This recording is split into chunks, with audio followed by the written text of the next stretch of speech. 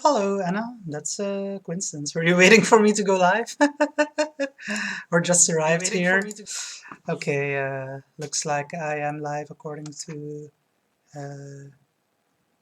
my Twitch page and sound works. Let me. Oh, I need to open the chat. Right. If anyone's written anything in chat already, like Anna, I didn't see it, but now I'll see it. Okay, there we go. Chat is open.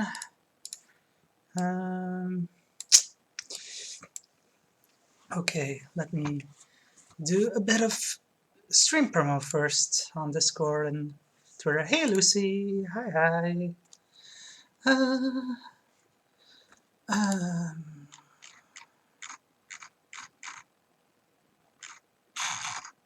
need to find my promo text from last time. Okay, there we are.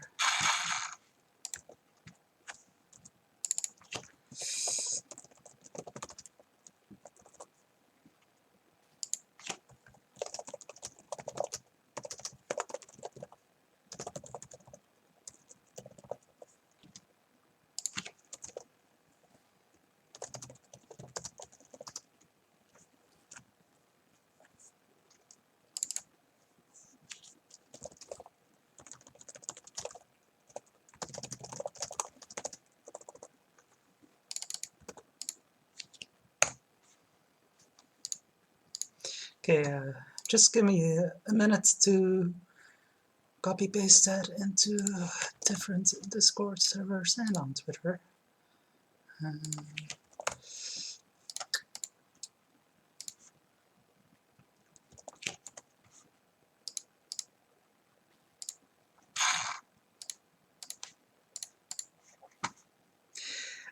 Might be a bit less than 2 hours because last stream was a little over 2 hours, but I started a bit slow, so it was about 2 hours of gameplay, and I think we are a little past halfway now.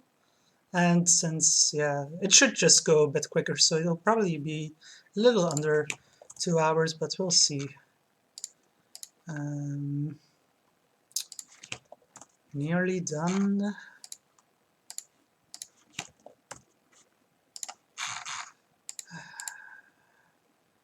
Just a few more.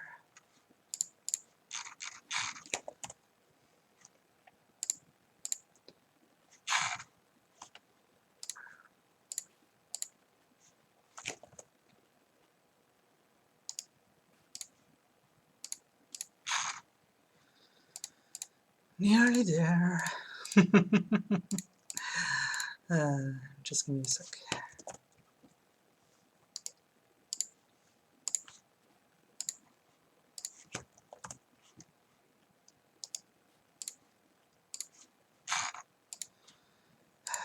Okay. Almost. I keep saying almost. I want you folks not to be like, oh my god, how much longer is this gonna take? Yeah, we're about there. Just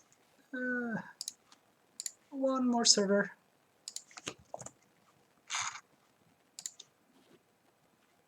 Well, yeah, it was one more. Yeah, that was right. And now just a quick drop on Twitter. There we go. Okay, that should be it. Okay, have a good time at the store. Stay safe. You won't be missing all that much if you're only gone for 15 or 20 minutes. Okay, I guess we'll start the game. Okay, we have to do this again. I don't want to have to look up the walkthrough again, so since you have a walkthrough open, Lucy, do you know this number?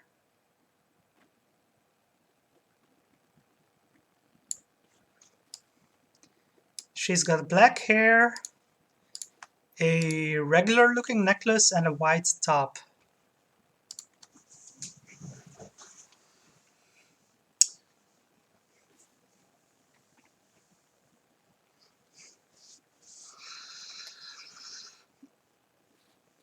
Yeah, depending on which walkthrough you have open, it might or might not have that list of copyright numbers.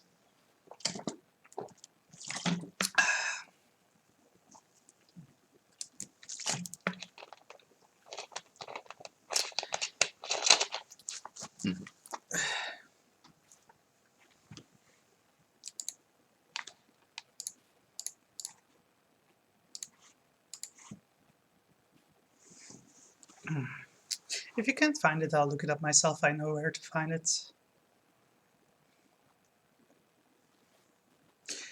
3642. Let's try that. 3642. Nope, not right. I'll just go open the walkthrough quickly myself. Since last time it worked with this walkthrough from Odino.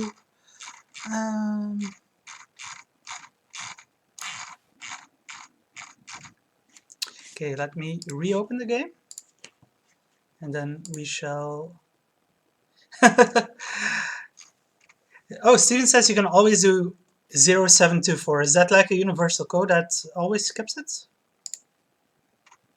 I may have been told that before, but probably forgot about it. Like, I probably was told about that a year ago. No. Shit. I don't want to scale it in OBS, so give me a sec, I'll just restart it once more. Okay,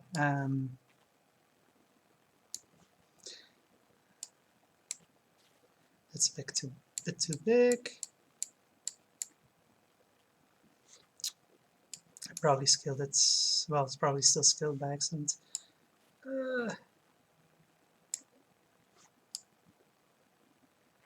That's too big in OBS at least.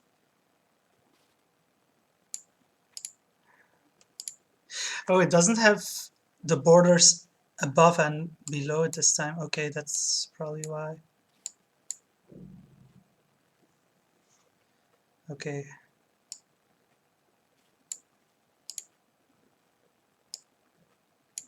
That seems better. Okay, let's just try Steven's suggestion. Yeah, the women look similar. Okay, yeah, that does work. I guess that's just something built in that either I forgot about or I didn't know. Also, it skipped the intro this time, I guess, probably because we used that hidden code. Just skipped the intro. I was going to let the intro play again, but that's fine by me if it's fine by you folks if you don't feel like you need to see the intro again.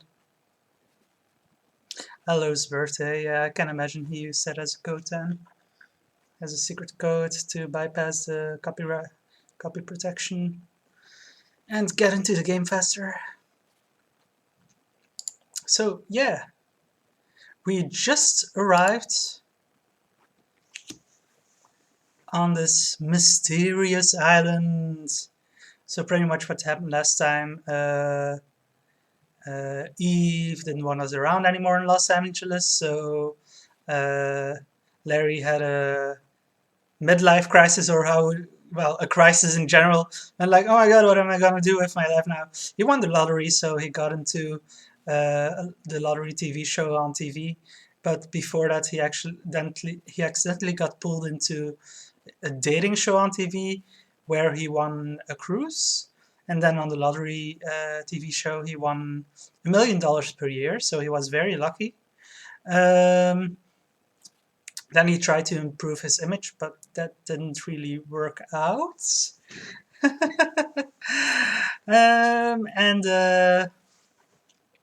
then he was given an onklunk by someone at a music store who thought he was a secret spy.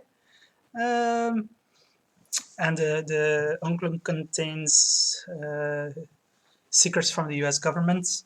And then the KGB started coming after him, but we avoided them and got onto the cruise in time. But then on the cruise, it turned out that the woman who we won the cruise together with from the dating show Barbara, her mom actually came on the cruise, and she's lethal, shall we say, for Larry at least. So we had to avoid her while going about the ship. Um, we did a few things on there, and then we got off the ship by uh, getting onto a lifeboat. He literally jumped onto it. Um, and then we survived for like 10 days on sea with supplies we had gotten before. So, and then we shipwrecked here on this beach on this island. So, let's see what happens this time. Yay! Monday afternoon Larry stream. Yes, I agree. And apparently polyester is good for getting rid of sand, I guess. Okay. Larry wonders, where am I? And what possessions survived your disastrous your journey? Let's look at our inventory. Oh, we did lose a few items, I think. Or we at least lost some items that we used during being on lifeboats on sea, drifting on sea for 10 days. So we still have money, a lot of money. Still have a passport. The Onklunk. If only you knew that this Onklunk contains important international secrets. Oops. And we still have a bikini top that we uh, picked up while we were diving in the swimming pool on the cruise ship. Lucy says you should go west, and since I don't immediately know where to go here, I guess I'll go west. First, I'll look around here. You're on the beach of a beautiful resort hotel, a tropical paradise for the rich and famous. In the distance, you see people enjoying water sports of all kinds. Okay, so I guess it's not that mysterious of an island after all. There's apparently a resort. It's a tropical paradise. Okay, so... Oh, what's going on here? Say, these people have no clothes on. What kind of place is this anyway?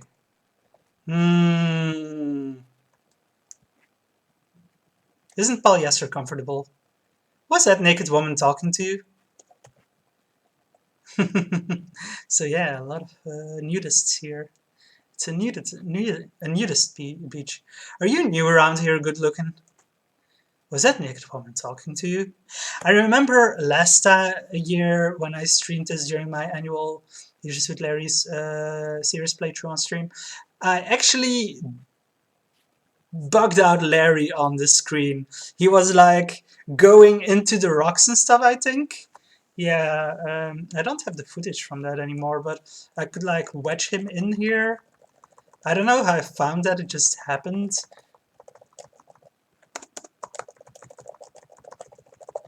Not immediately able to make it happen right now, but there was a certain way that I could consistently do it.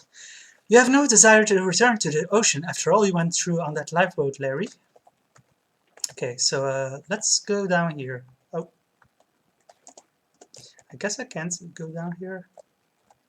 Oh, Scumviam was just a bit laggy just now for a sec. Talk, woman? You're not close enough. Hiya, hiya, baby. You tell her, my name is Larry. Larry Laffer. Well, hello yourself, big boy, says the totally naked woman lying on the rock. Aren't you the overdressed one? Say, since you're all dressed and I was just thinking of leaving, why don't we go to my place together? I know a wonderful spot near here where we can be alone. Come on, Larry, just follow me. Okay, I just walk to the right and suddenly she starts walking after me. Come on, Larry, let's go to my vehicle. Why do I just stick around on this screen now?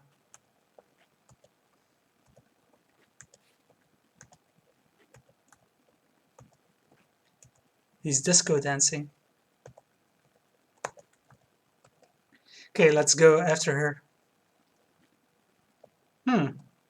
Where did she go? Uh-oh, looks like we suddenly got lost in the jungle. Larry is just walking around, being lost, looking around like, where the hell do I have to go? Hmm. You're right, I need to get the flower here. I forgot about that. It's probably too late now. Get flower? You're not close enough yet. I love how he suddenly pops out of the tree and then goes back in it.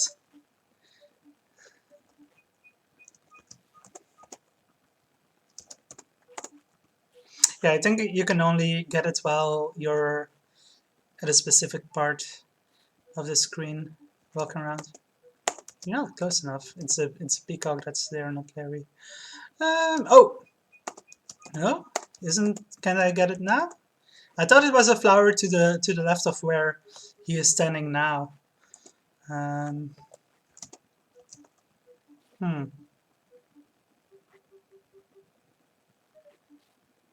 It is a funny screen. Uh-oh, what's going on?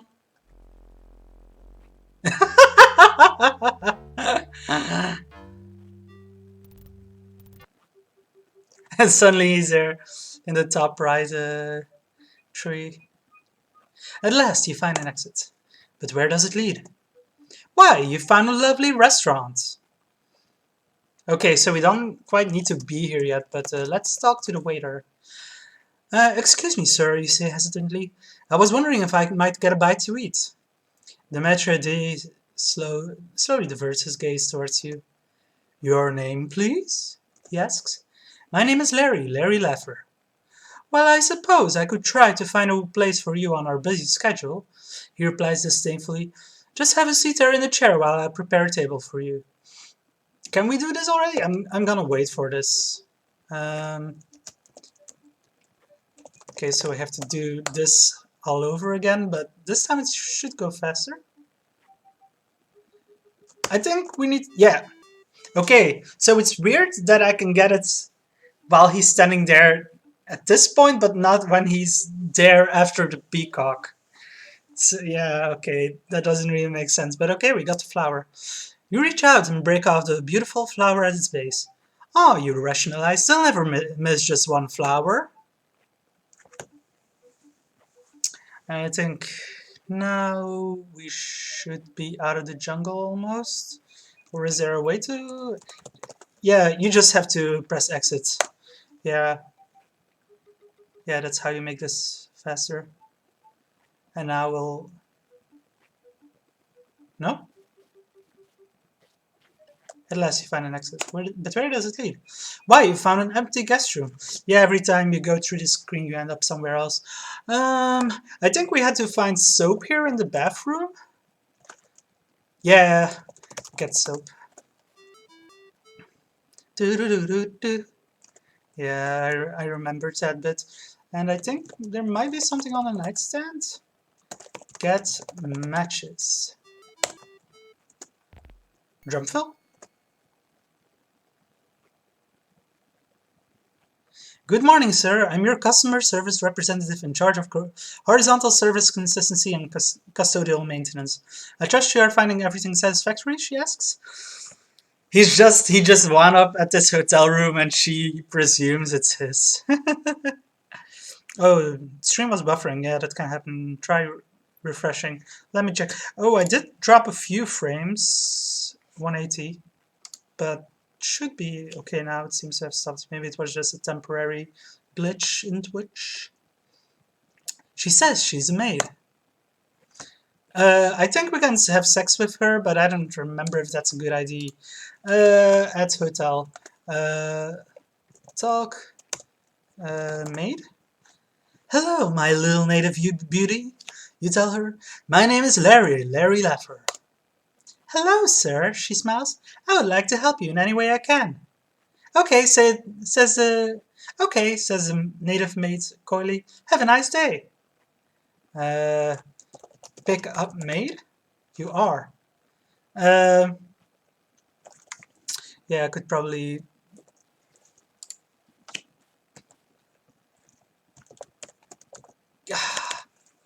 I'm not being fast enough. Wouldn't you rather just remain friends? Screwmate, is it just screwmate? Okay. Oh, sir, she smiles demurely. I just love Americano men. They are so, how you say, financial. Well, come on, big boy. What are you waiting for? Don't you want to have a nice day? Get on bed. You done? Okay, we just moved there. Gee, you tell her. Is this room service or what?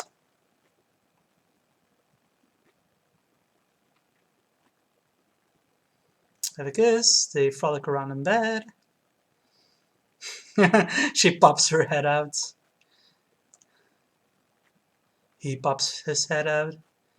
Note we don't have protection on.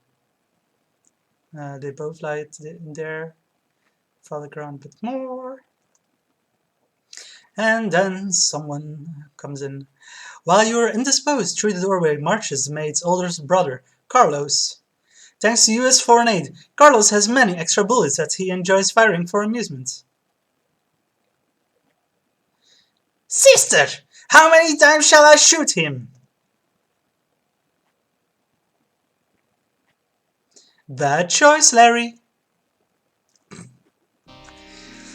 Yeah, of course that wasn't going to be a good idea. So yeah. But did I have to talk to her just now? Talk made. It doesn't give any points. So I don't know what you can do with her besides just getting killed.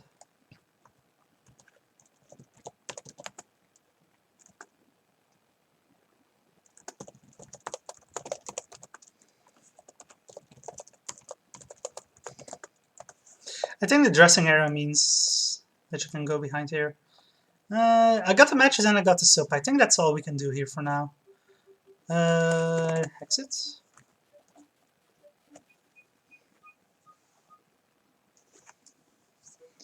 Let's find an exit. Oh, we found Resort's barbershop. As always, we sit down. Is there anything you can do for my receding hairline? You ask the barber. But of course, sir, says the barber. I just got what I need. Just have a seat on that chair, please. For you today, I got a special deal, he begins. I'm gonna try some of my Oxydol. Don't you mean minoxidil, you ask? No, he says. I don't know what that is. I'm gonna rub your head with some of this liquid laundry detergent. Oh, poor Larry. Too late to leave now, Larry. He's got you. There, all I said, says the barber. Now let's just give it a second to work. How ridiculous, you think? I just let some guy I don't even know pour laundry detergent on my head. Steven says, unusual to have a platinum blonde with Italian accent. Yeah, it kind of is. Also, Lucy said, if only Dave was here for this accent. Yeah, Dave would be so good at it. Oh, I guess the laundry detergent worked. Wow, you exclaim. Not only does that stuff really work, it's fast too. I knew you'd be delighted, responds the barber. Come back and see me anytime, blondie. Well, he's a blonde one. Why do you call me that, you ask? Oh, no reason, he says. And then suddenly it turns all colors before going blonde. Oh, great, you cry. Now what am I supposed to do? Have some more fun, he answers. I kind of made him sound like Mario there. Well, at least my bald spot is gone, you say? Along with your self-respect, says the barber. Have a nice day. Yeah, that's always a look message in barbershops. Hey, Anna, you didn't miss all that much. We just got on the island, met a naked woman who wanted us to come to her vehicle to go back to her place, but I don't think we followed her because we went into the jungle, we went to a restaurant, we left there because I think it's a bit too early to be in the restaurant. Then we went to a hotel room where we got soap, matches, and Screw, the maid whose brother then murdered us. Yeah, I didn't finish it at the restaurant yet. I think that's for a bit later. And now we just got to the barber shop and got our hair done with laundry detergent. And now we have long blonde hair. And we got the flower in the jungle as well. Say, you're getting faster at this. Okay, so we're back on the beach this time. Let's go over here. She's not here anymore, so I think we are supposed to follow her over to the right. Following naked lady. Oh, Lucy says you can do restaurant at any point during this section. I thought you needed to have a specific item. Anna says, in the life of Larry, that's just 50 minutes of fun. Let's go this way. And there's someone there in the bushes. Funny, this entire beach is filled with men. Now, what happens? Uh-oh! I have him, cries the agent. We caught you, you capitalist slime-sucking pig! Shouts the KGB agent. We will make you the best-looking fashion model in all USSR. How did you know it was me, you ask? Only in Russia do women wear legion suits to the beach, he replies. Okay, so apparently the hair is a disguise, but we aren't disguised enough yet because they still recognize us by our leisure suit. Okay, so the KGB caught us, and now I think the typical cutscene will play where you get tortured by the KGB, well, by the Russians. And it says, too bad too, since you are nearing the airport and your freedom from this resort. Apparently we can get out of this resort by airport. We hadn't figured that out yet, but this message just told us. Hanja, that's the specialist in onklunk extraction, who we don't want to come across. So we can't go to the right yet because we'll get caught by the KGB. There's no getting around them before we have our disguise finished. So let's go to the restaurant again. Anna says, my grandma was from Russia, so I loved these KGB antics. Okay, talk, maitre d'. Oh! He didn't say that last time. Last time he just told us to sit in the chair. But now apparently he goes, Sir! Our strict dress code forbids us serving anyone that looks like you. Please leave now! Sit, chair? No, welp. Am I gonna have to reload and do the restaurant bit before I go to the hairdressers? Or can I do something so I can still go to the restaurant now even after my hair has been done? I think I'm gonna have to reload. Probably to this load.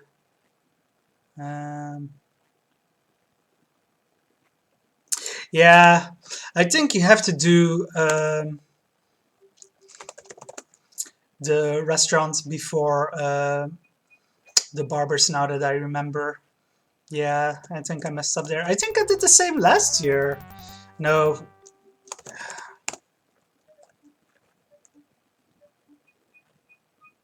Come on, Larry, get out of the jungle. Welcome to the jungle. Okay. So now we'll get back to the restaurant and we'll be able to sit in a chair to wait to get served without being yelled at by the maitre d'. Sit chair. Okay. First, they let in other people. Why, Mrs. and Mrs. Rich, says the maitre d'. What a pleasure to see you again. Of course I have a table for you. And I says, this game is so picky about that timing, so easy to get screwed over. Yeah, I was talking about that last time. With global timers, especially in Los Angeles and the cruise parts, and then all the conditions that you have to reach to not end up in a dead man walking situation. Yeah, this game is really finicky with that. Lucy says, I think one of the couples is Ken and Roberta. Well, let's see. Please, walk this way. Well, that was certainly rude. You were here before them. You feel yourself becoming perturbed. And it says, loved in jokes like that. Yeah, Ken and Roberta show up in a lot of Sierra games, and they certainly get made fun of in the Leisure Suit Larry games. I hope you find this satisfactory, sir, grovels the maitre d' with his palm extended.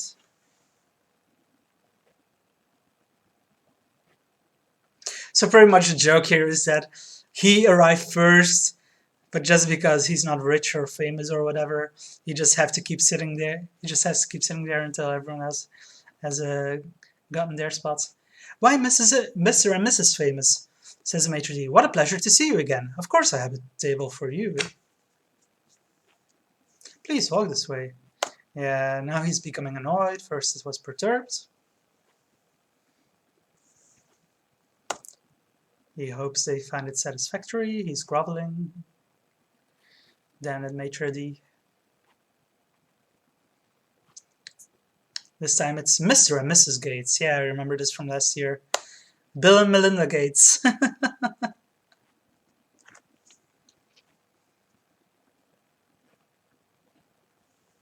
They all look similar so far, the couples. So I'm not sure who... Maybe it'll be Ken and Roberta this time? By Mr. Leach. He's becoming incensed. Grovel, grovel.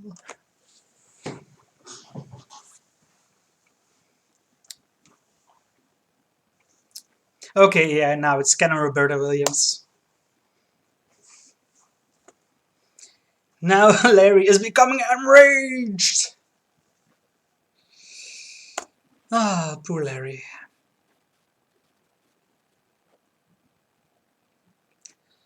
All right, sir, the maitre d' says begrudgingly. I'll show you to your table now. Sure, now that there are no tables left. Please, walk this way. You think to yourself, if I walk that way, I'd just talk in powder.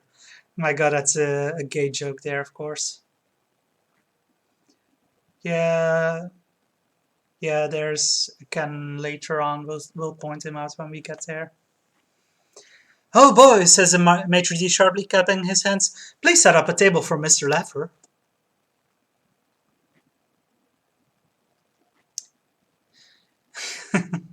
A fold-out chair. Be seated, Mr. Laffer, says the maitre d' as he escapes to the kitchen. Feel free to help yourself at our appetizer. And, oh yes, I almost forgot. Have a nice day. Okay, so we got ours.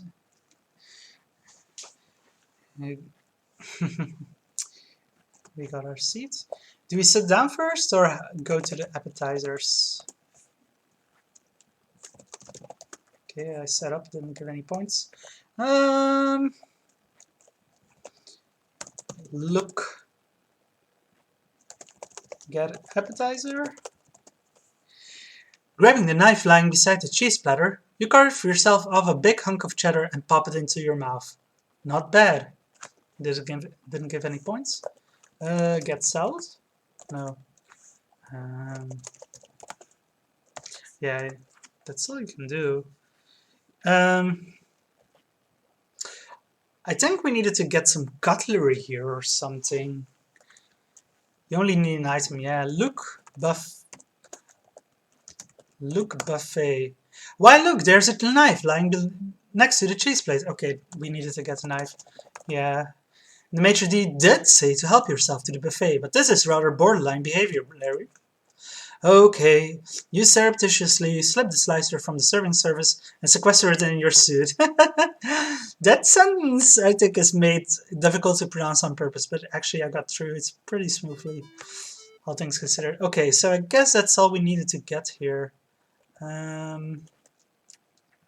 So we got a knife. Where do we get the rest of the disguise again?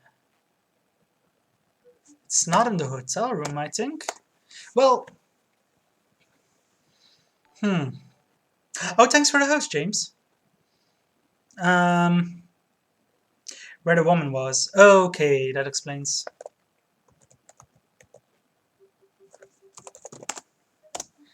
Yeah, Yeah, I thought it might be there on the beach somewhere, but I wasn't remembering it right. But yeah, first we need to now get our hair done again. Let's go through this as quickly as possible. Oh, you're on your lunch break. Have a nice lunch, and thanks for the good luck. Should be okay since it's my annual playthrough. It's not the first time I'm playing this. I play the Leisure Suit Larry games every year on stream. Well, it's only the second year I'm doing it, but you know, we're making it tradition, and I'm trying to show off these games as best as I can. Um, with some help from the audience when I forget things. Okay, so she left something behind here. Lucy says, "Oh, there's a discarded bikini bottom lying on the truck." Yeah, the An was forgetting here. At the eastern edge of the sand, and I just remembered we still have that bikini top in our inventory. So get bikini bottom.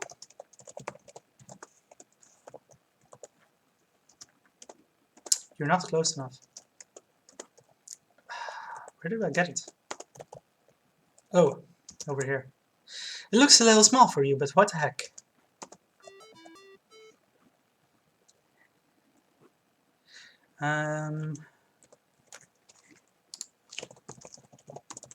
Got a bikini bottom?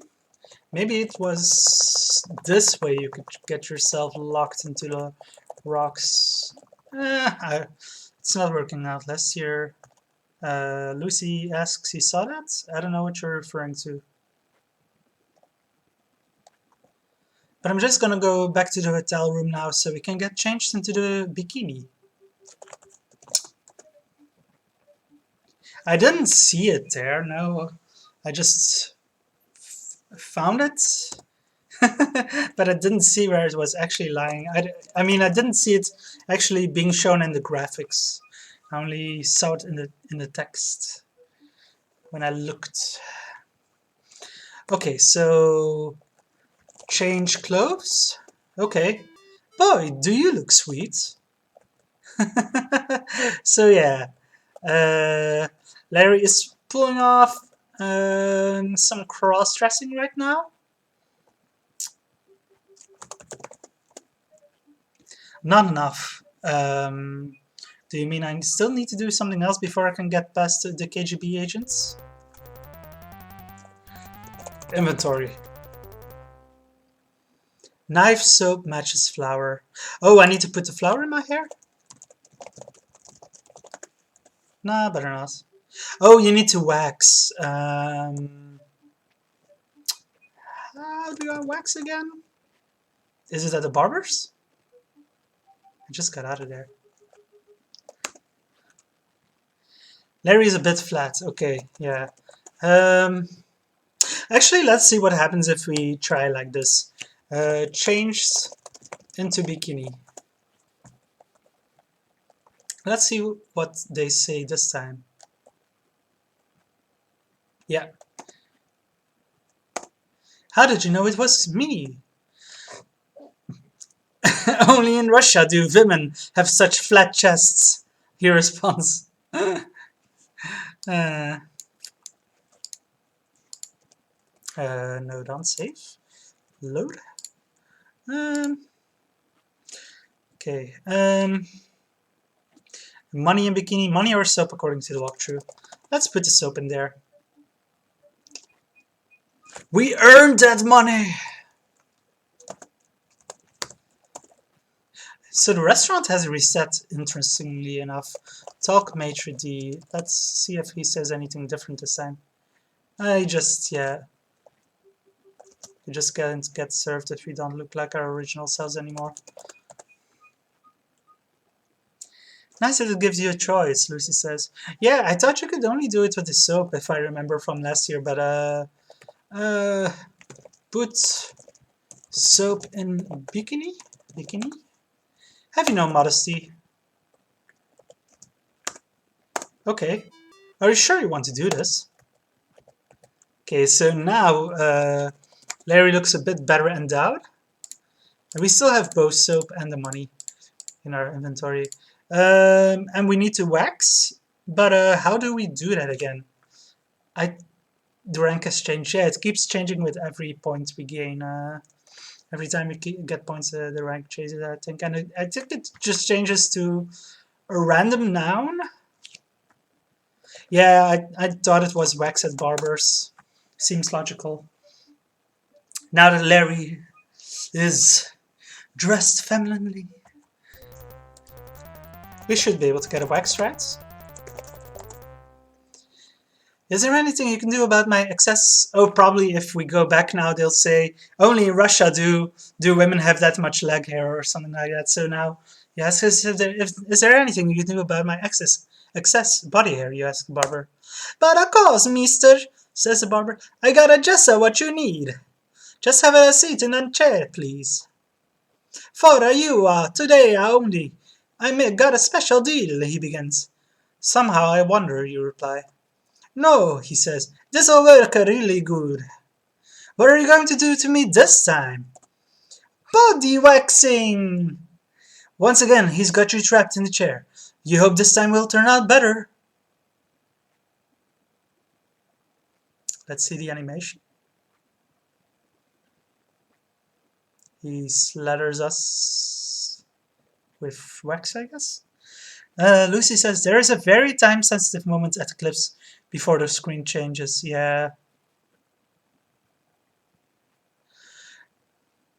Yeah, the clips will be interesting to see. I think it got treated pretty well last year, so we'll see if it works out this time.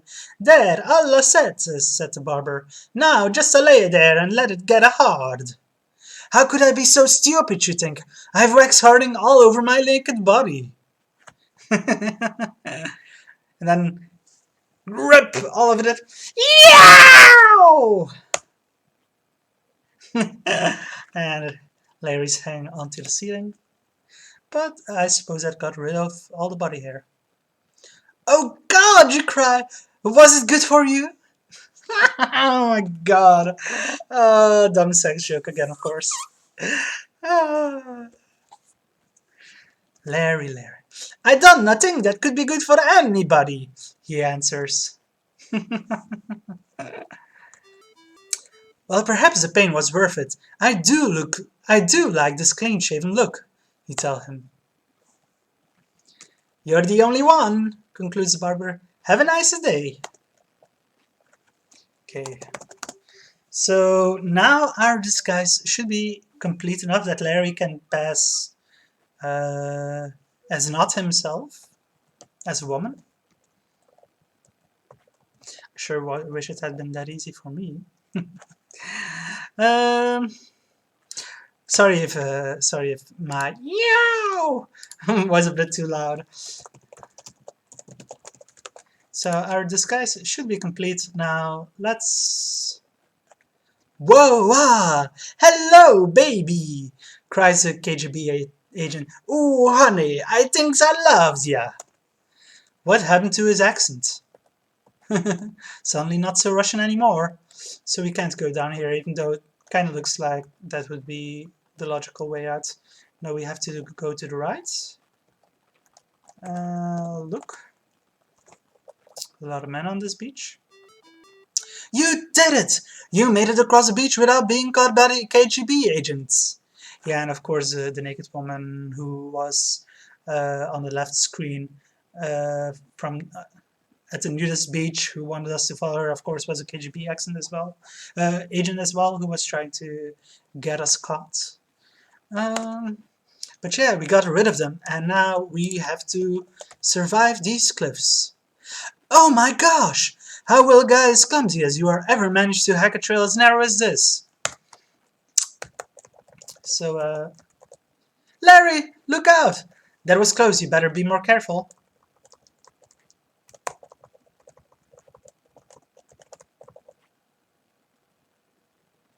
Okay, let's save again.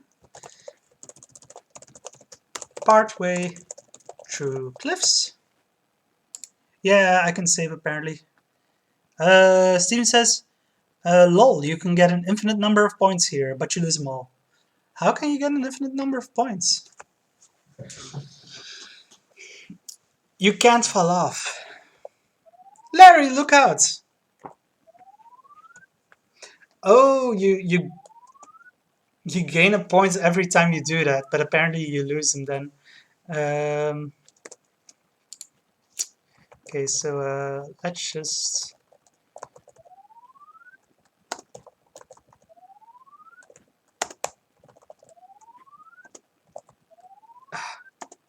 Reminds me of King's Quest 6. So yeah, actually these cliffs aren't that dangerous since you can't actually fall off them. I'd forgotten about that bit. Y'all tricked me. Y'all tricked me.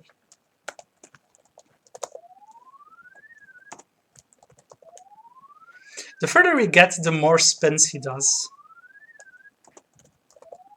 This part is really hard. Yeah, the cliffs of logic and copy protection, yeah. Oh my god, this part is difficult. Ugh, just keeps falling.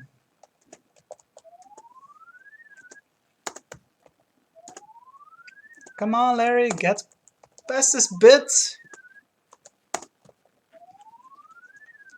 Can I just exit? The heck you say? No, it doesn't work on the screen. We're kind of stuck on a part where I can't really go up or down. Well, I can go back, but you don't have the diagonal keys. Oh, I guess I can use diagonal keys, yeah. Actually, no, I can't. My numpad doesn't allow for that. Well, it just goes one instead of walking down to the southwest diagonally. Stair quest to cliff quest.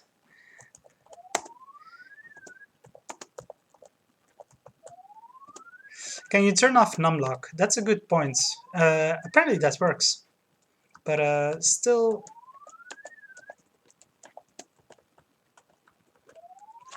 It doesn't seem to be making... Oh! I got a bit further.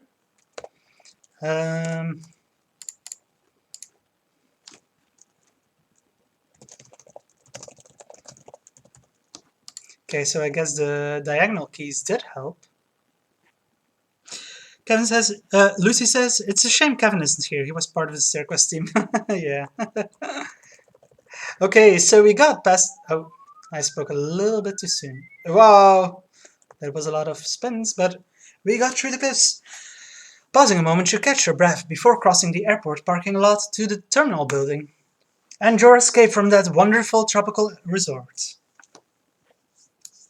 That game has some brilliant scenes. Yeah, I do love StairQuest. I want to stream that someday. I haven't gotten around to it, but someday it will happen.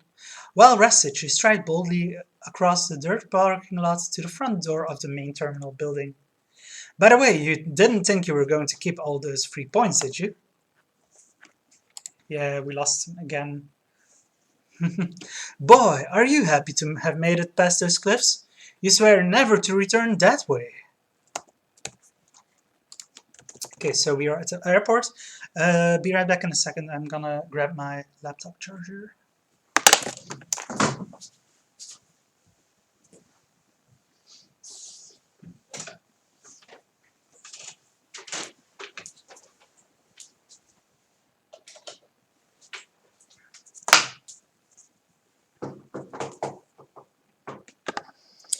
Okay, laptop is plugged in.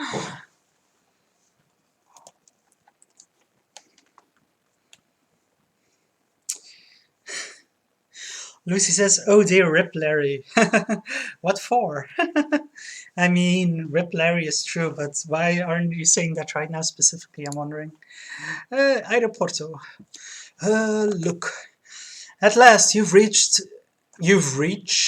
we keep finding, well, I keep finding spelling mistakes and grammar mistakes and punctuation mistakes. You should have had me QA test this game. Well, this game came out in, what was it, 1987? 88? Probably before I was born. I was born in 89. Oh, you're meant to change back into the suit at the end of the cliff. Um, so two security guards patrolling here. Near the door there are two men wearing robes. Can I go back to the cliffs? No. Change clothes? You can change here. You should have thought of that earlier. Well, guess I'm restoring from... Good thing I made the save. Um, change clothes. Oh, right. I think it's when you go behind these... No. Change clothes. I think it's here. No?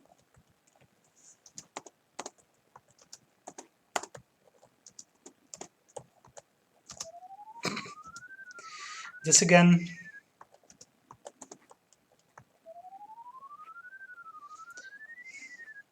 It's from 1988. Uh-huh.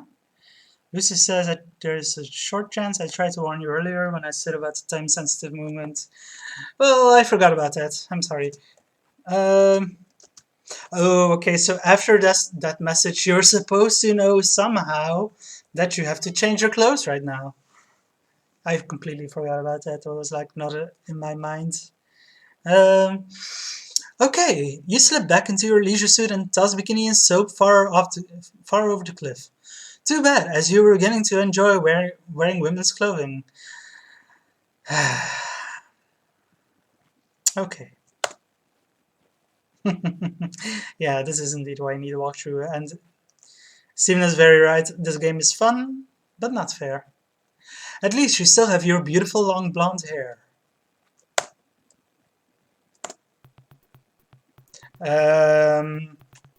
I actually ended with more points this time. Oh my god, it kept the points that I had at the save. It only subtracted points that I got between the save and getting off the cliffs, not the points that I got on the cliffs before the save. Oh no! Oh, okay. I was being wrong in my judgment of that situation there. Steven says the extra points are from the changing clothes. Okay, I didn't notice that.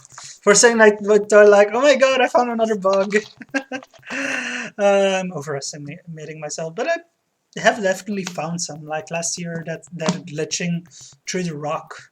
Don't have the footage more, but that definitely happened. Boy, are you happy to have made it past those cliffs. You swear never to return that way. Were these two here last time? I don't think they were. No, here... Yeah. Hare Krishna, guys. They want a flower?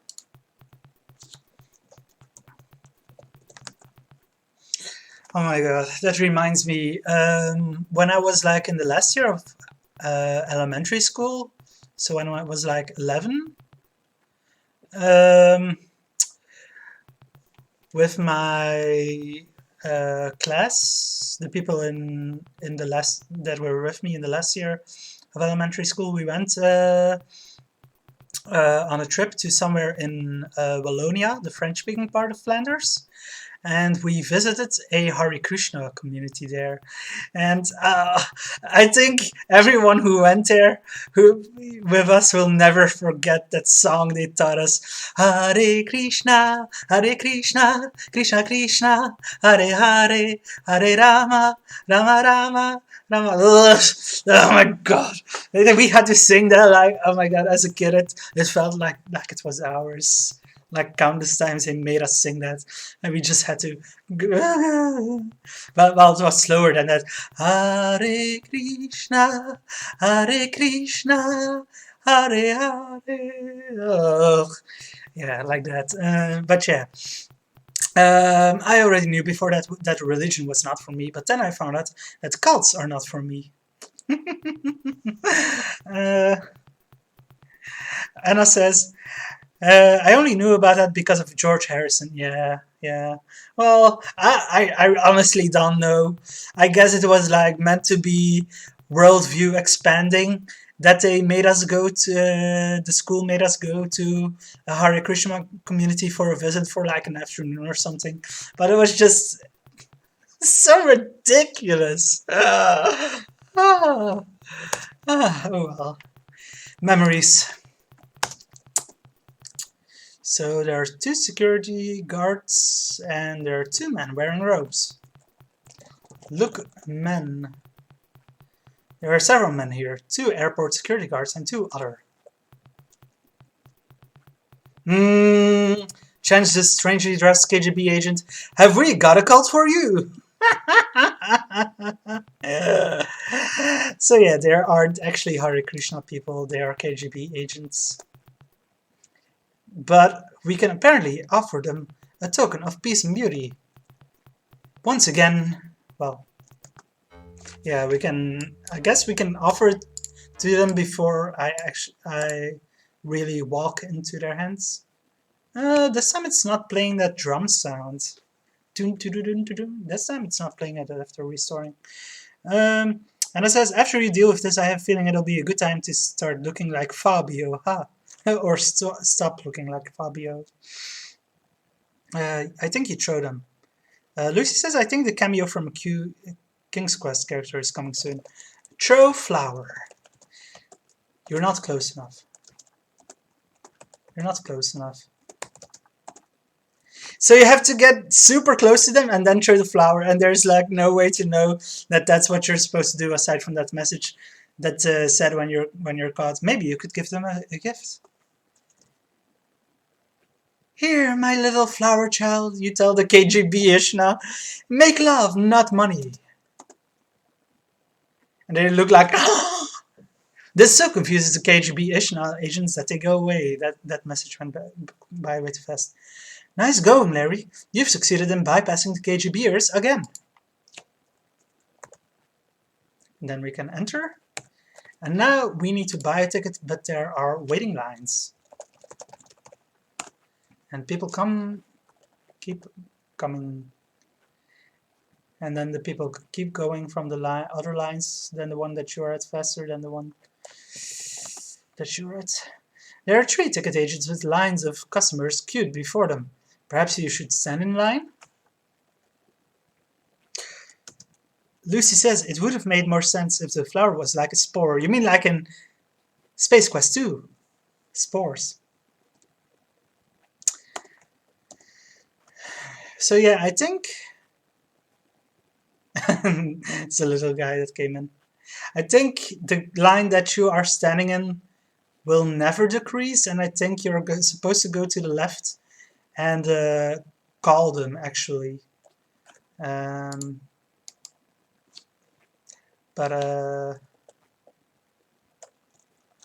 Look poster. Did you mean that raisin poster? It's the California raisins. Oh my god. So what is this? Look colors? Look window? The delicate interplay of color light is fascinating. And then again the poster. There's another barbershop here. Oh, I guess we need to go to the barbershop.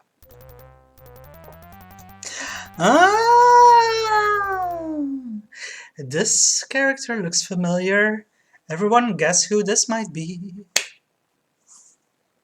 And yeah, the luggage x-rays are coming up soon. And apparently Steven says you need to get rid of the lines altogether. That could well be. Look barber. Yeah, it looks like a drugged out. With those eyes, Rosella looks drugged out. A drugged out Rosella. She's high on something. You find Devonshire women sexy, but then you find any woman sexy. By the way, have you played King's Quest 4 yet? Asks the barber. So yeah, that's clearly a King's Quest 4 plug. Why no, I haven't, reply. Is it good? Actually, I have played it. Well, I certainly think so, she concludes, but maybe it's just me. Sit down. Could I just get a slight trim, you say? You ask. My hair is ridiculously long. Oh, she replies. I'll be happy to. Just plop it in my chair there, Goldilocks. I'll take care of those curly locks for you. So it's canon that Rosella is a trained hairdresser. Has anyone ever thought of that? I have never heard anyone else say that, but clearly this game shows that it's true. And I don't think I realized it last year.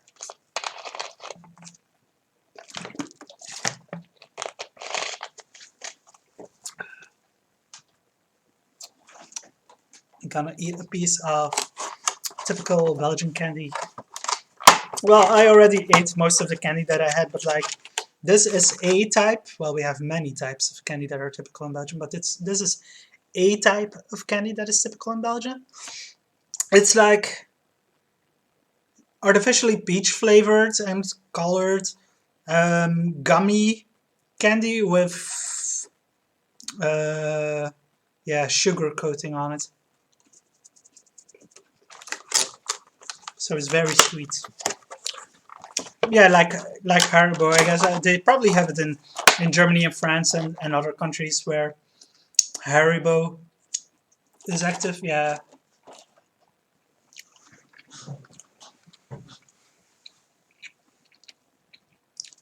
But well, for me, it's typically Belgian, or at least Western European.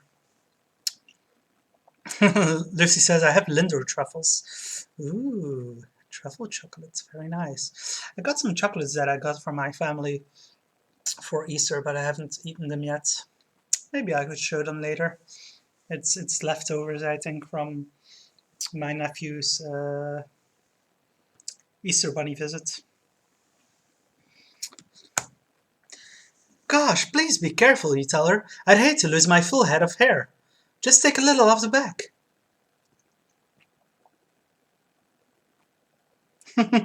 Anna says, I just had a Cadbury cream egg. I've never had those. Well, we don't have Cadbury in Belgium. And I guess I've been in places probably where Cadbury can be found, like London and other places in the UK. Was in Florida last month, but I didn't see Cadbury in any store I went to, so I didn't get a chance. Actually, now that I think of it, I might have seen a Cadbury cream egg in a Publix supermarket in Florida, but I just didn't get it. Yeah, I've heard that they can be sickly sweet for some people. They're very, very sweet, I've heard. Okay, so Larry's hair is back to normal. She took a little off the back. I don't think Rosella is really cut out to be a hairdresser. All done, says the barber. What do you think? My hair! You cry. It's gone! She replies, it serves you right. You should never trust a barber with longer, prettier, blonder hair than yours. That doesn't make sense. But okay. Well, at least I look like my passport picture now, you sigh. Although that seems small consolation. Yeah, that's pretty much why we had to do it. I'm sorry you're not satisfied, says the barber. Here, take a bottle of this month's special.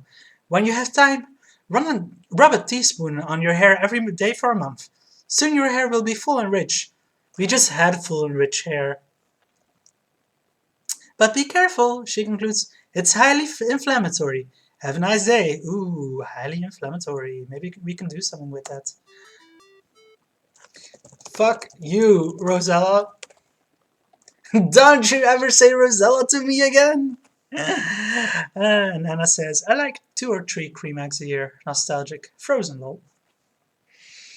Then Lucy says, there are several moments in this game where you could really be stuck if you didn't get the right items earlier. Yeah, that's pretty much it. You can get into dead man walking situations so easily if you forget an item. That can be so easy to miss this game. It's just ridiculous in that aspect.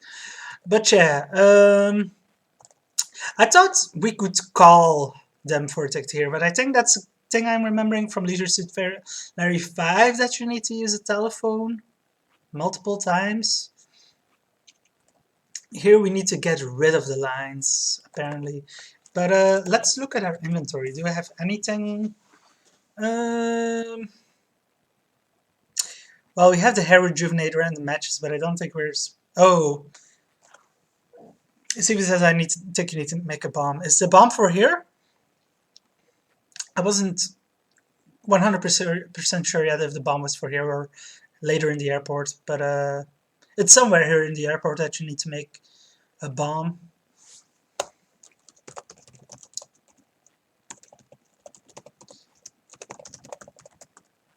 Okay, it's gone now. Well, yeah. Did I just save? Well, I guess we'll do the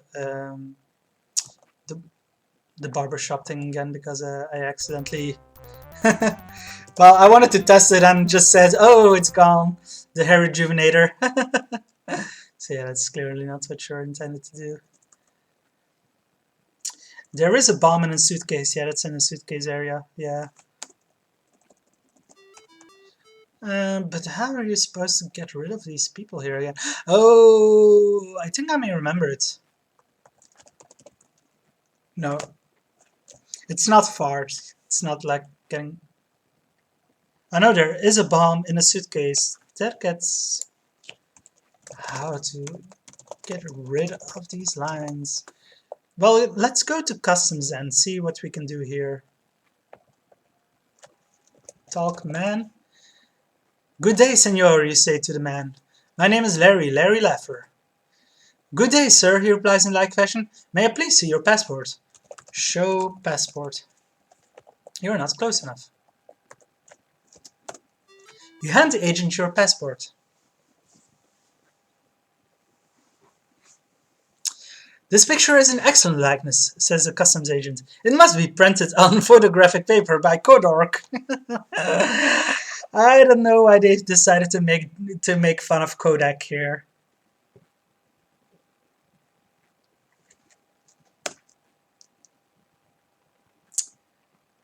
He's talking. Now I must inspect your possessions, he says. Please show me everything you are carrying. Well, okay, I guess, you reply, although this is highly unusual in an adventure game. Dollars?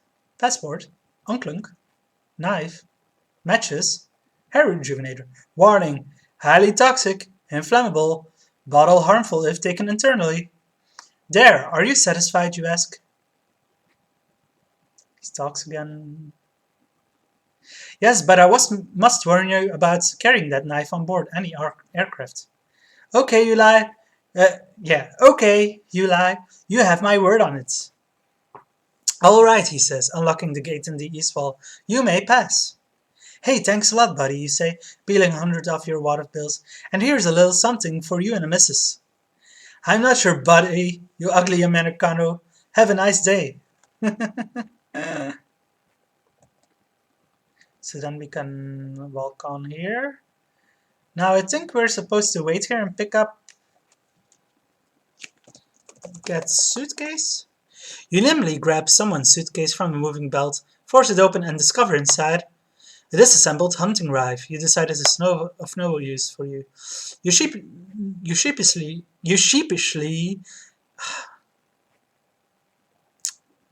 having difficulty pronouncing. You sheepishly close it, return it to the conveyor, and wonder if anyone noticed you.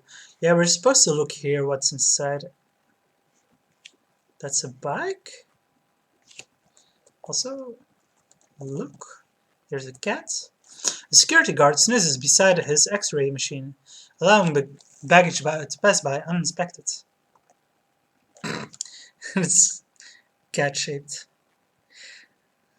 Oh, I missed what was in this one. Pair of maces. That's a gun.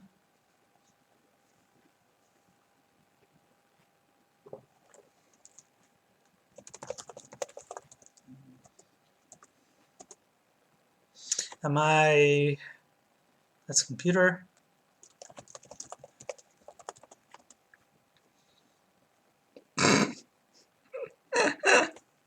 Apparently, a complete set of Sierra Adventure games is of no use to Larry. Because you're having plenty of trouble with this game. Message.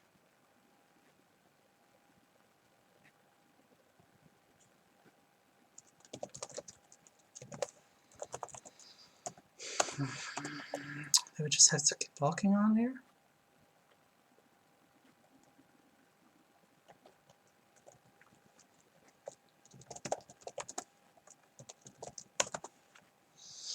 A waitress cruises behind the snack bar while a pair of moving sidewalks disappear into the distance.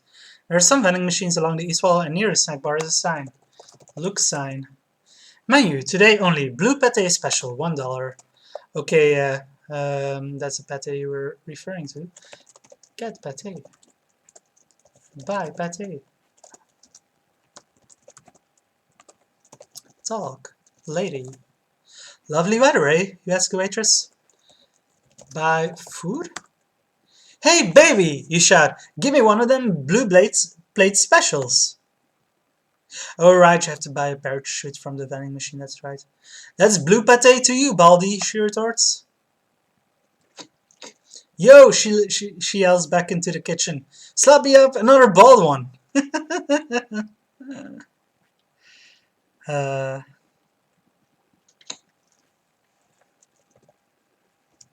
just waiting for her to return. Here you go, big boy, she says with a toothy grin. One big blue coming at you. She slings a plate on the counter before you. Get pate? There's no reason to take it.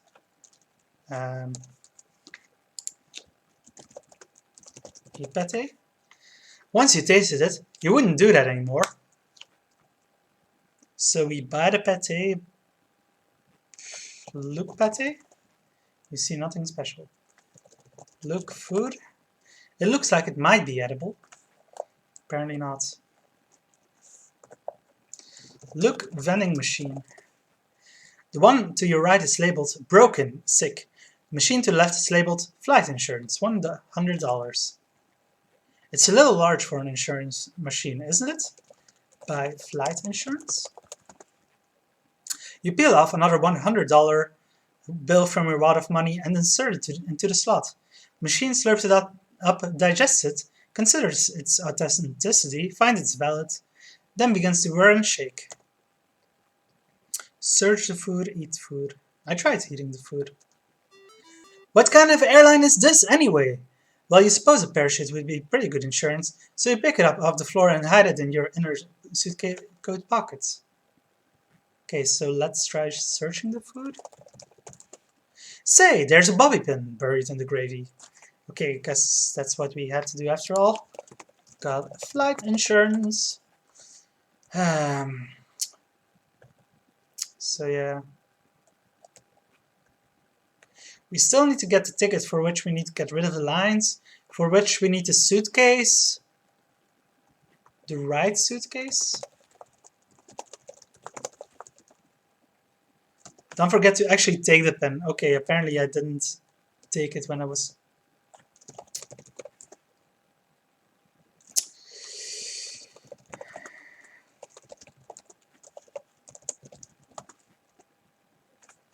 No, let's just...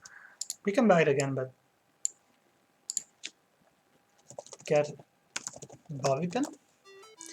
This time you decide to save yourself from a fate worse than, well, okay, actually quite similar to, no indeed, I suppose it would be identical to, death by fishing the bobby pin out of the blue pate special's gravy-like substance instead of swallowing it.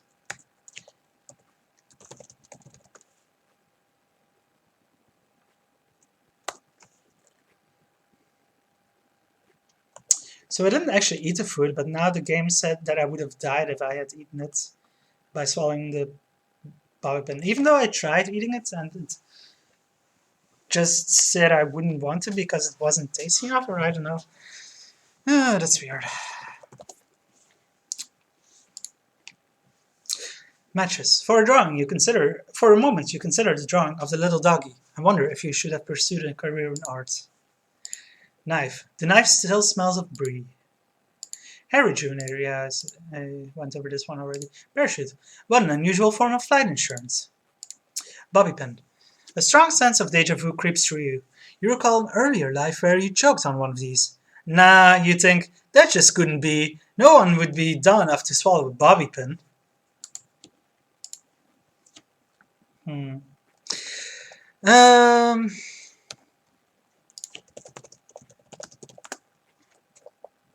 So what happens if we go down these moving sidewalks?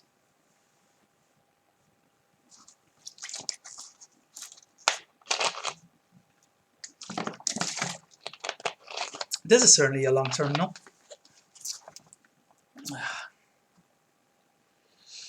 I still think we need to get one of those suitcases, but which one was the right one? Your mind wanders. Also, our score seems kind of low. 271 off 500. the Larry face. Previously, you believed that it was just a figure of speech. His mind wanders. Also, the time is passing by. It's quicker than I thought it would.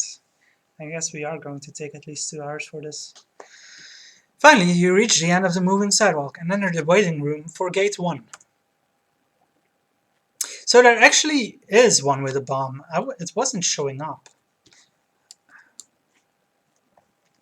Okay, now I don't have to go through that wait again.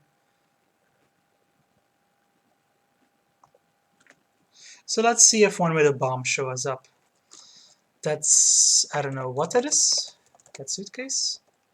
Disassembled hunting rifle. That's a bicycle or something. I don't know, something with wheels. Or a tape recorder. That's a cat. Well, not a tape recorder, but a reel-to-reel tape. That's, I don't know what that is. It's a gun. Tommy gun.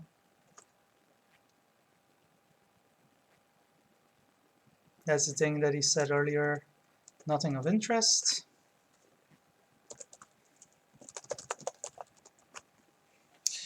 That's a computer. That's a message that doesn't actually come out of the X-ray machine. Is that a bomb? Nothing of interest. That's, I have no idea what.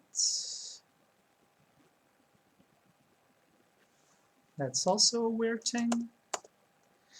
A fully automatic machine gun and some clips of ammo. You realize you have no use for this until you purchase Police Quest 2: The Vengeance. Sierra. What was that? Oh my god, it's a bomb! Let's see now, you think. I'm holding a suitcase containing a ticking bomb. What shall I do? Say, decide, I think I'll get this thing outside, and fast. And then he starts walking automatically. Look out! I've got a bomb! He shouts. Of course, the agent casually replies, have a nice day. Look out! I've got a bomb! He shouts. Get out of here, quick! That was certainly subtle, Larry. You wouldn't want to create a panic.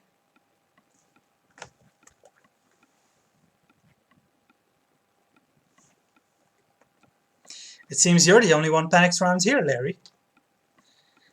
Oh my god. Okay, I'm gonna read all of this. Ignoring their apathy, you vow, I'll rush this outside and throw it safely over those cliffs, protecting these innocent bystanders from harm while making myself a hero in the process. Fame and recognition will surely follow. I'll be invited to the White House, where I'll be acclaimed a national treasure. Shortly thereafter, I'll write a titillating, best-selling autobiography in which I reveal everything, guaranteeing appearances on Donahue and Carson, and a 7-figure movie deal, signed over a power lunch at Spago's in spite of the protestations of my agent and attorneys, which will go on to make me even richer and more famous before retiring to a quiet, unassuming life as a gentleman farmer in the foothills of eastern Madera County. Okay, that's quite a bit of a daydream there, Larry. Or then again, maybe not. Hurry, Larry, it sounds like it's about to go off. Boom!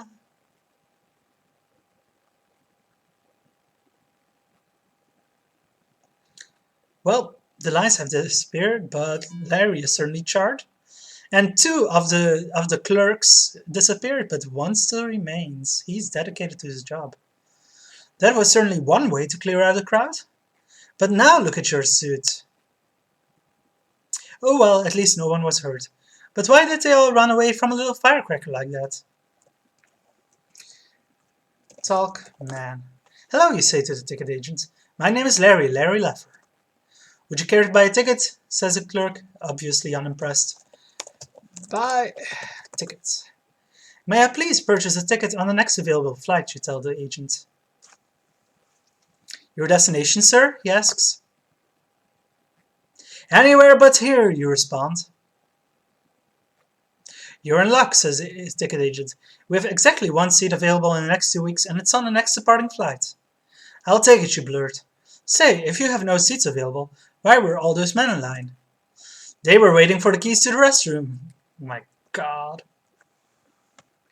You presume that explains their sudden departure following the loud noise?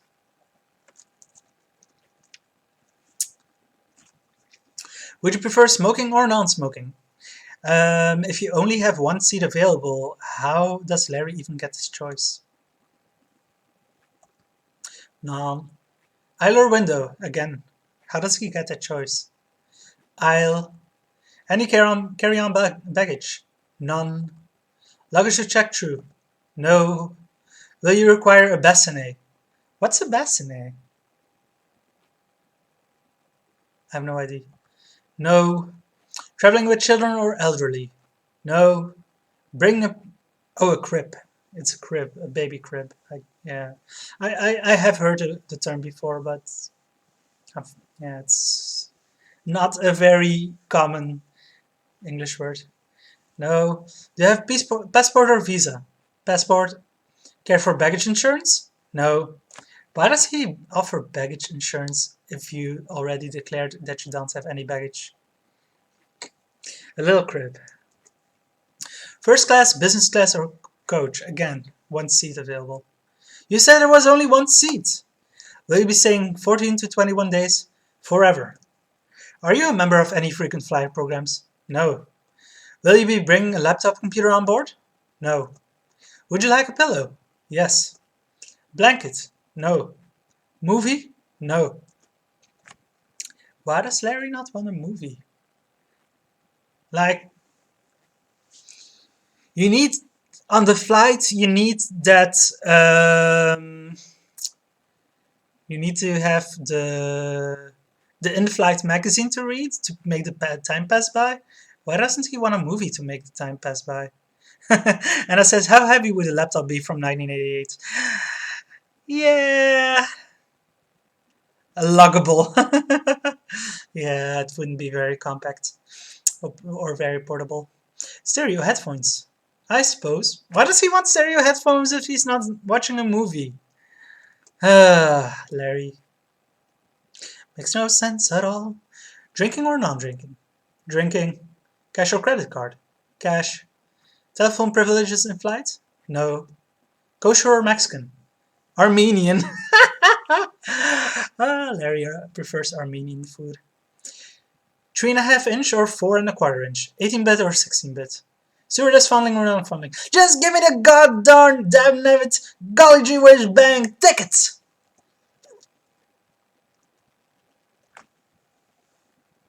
Boy, are you Americano starchy? He snarls. Okay, here's your ticket. One adult, ultra saver, non-smoking, window, deluxe, business class, express, apex, excursion, gold label, Wi-Fi, non-refundable, Mexico fare ticket for Calwa with pillow, blanket, movie, and stereo headphones. So he pretty much ignored all that we said and just charged us the most expensive tickets. Your flight is scheduled to depart from gate 1 in exactly 1 minute. Too bad you spent so much time here, you might have made it, concludes the agent. Have a nice day. Fuck you! Quick! Run to the gate! Luckily, we already got everything we need. Do we need to talk with this guy? Scumbiamus flagging there again. Give passport? You again. Did you get rid of that knife? Of course. Why would I lie to you? You say unabashed. Okay, I've seen enough of your stuff. Go on through, but please remember, have a nice day. Also, I think we got new stuff since we last showed them. Airline tickets. You better hurry or you'll miss your plane. Wait, I don't think we saw the bobby pin yet. The strong. Oh no, we did see that. Okay.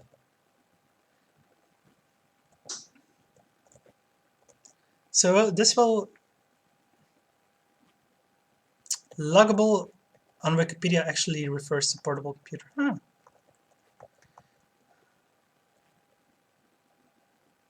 Did you get the pamphlets? Nowhere do I get the pamphlets. I knew that I have to get the pamphlet, but it's by the gate. I didn't see any pamphlet there. I wonder if now it'll say that I'm too late. There's no pamphlet here. Upstairs. Where's upstairs?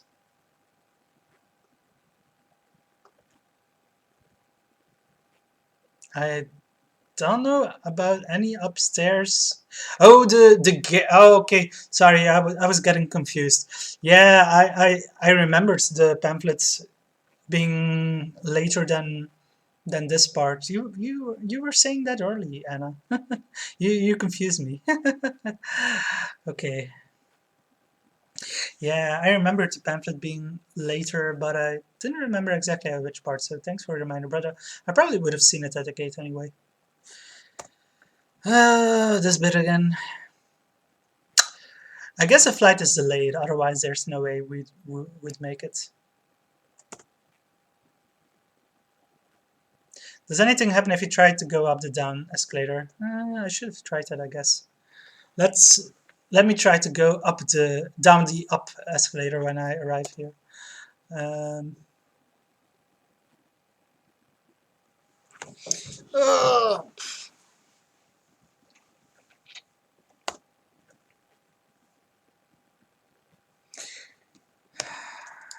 At gate. Hey, stay off that! Shouts the gate attendant. Let me restore to an earlier save. Let me try to go. Hey, stay out of there! Shouts the waitress. You trying to get yourself killed? Well, I guess they just prevent you from doing that. Okay, so look. There's an airline attendant waiting behind the counter, and a locked door that you presume leads to the jetway. Enjoy escape. I'm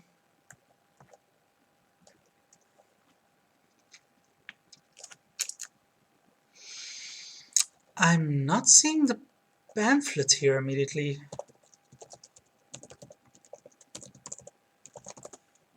There's a display on the left hand of the counter filled with religious tracts. Okay, this is really small. That's a good idea. Take a little free reading material to help you while away your flight time. You grab a brochure from the display and shove it in your pocket, promising to read it when you get to your seat. It seems a perfect choice for a long, boring flight. Show ticket. Here's my ticket, you say, handing your ticket folder to the gate attendant. Is this gate number 1? It certainly is, says the gate attendant, but if you want to take the flight listed on this ticket, you'd better hurry. I've already announced the final boarding call. The stewardess on board will give you your seat, Simon, says the gate attendant. Have a nice day. And we are getting on the flight.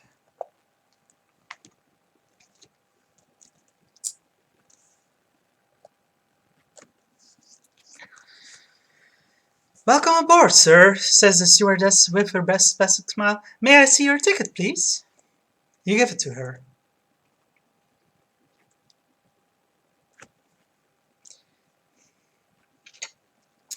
Your seat is on the left, in the second compartment. Mr. Leffer, she says, keeping your ticket. Say, haven't I seen you on TV? Weren't you the big winner of the Lucky Life lottery? She asks. Yep, that's me, baby, you grin, and hand her a $100 bill. And here's a little something for you.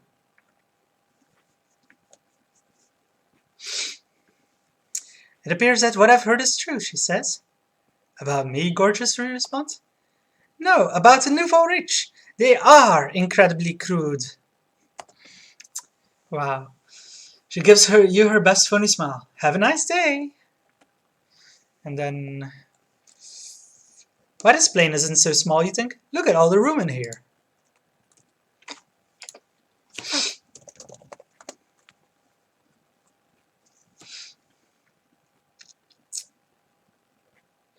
Steven says you can replace a have a nice day with anything you want.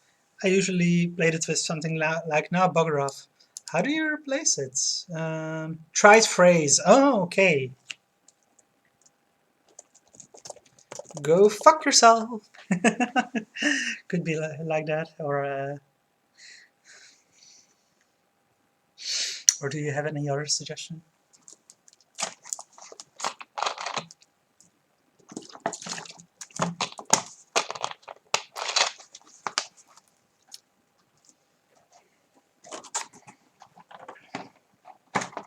That one works for me. Anna says, "Oh my." I mean, this is very Space Quest historian.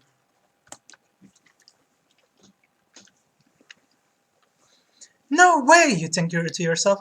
I can't possibly fit into such a skinny place.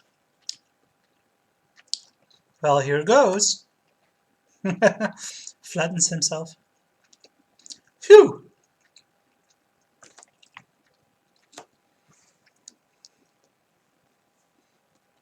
Good evening, ladies, gentlemen, says a cute stewardess. I'd like to welcome you aboard Flight 1. In the unlikely event of a water landing, there's no need to panic, because we'll all be dead anyway, she laughs.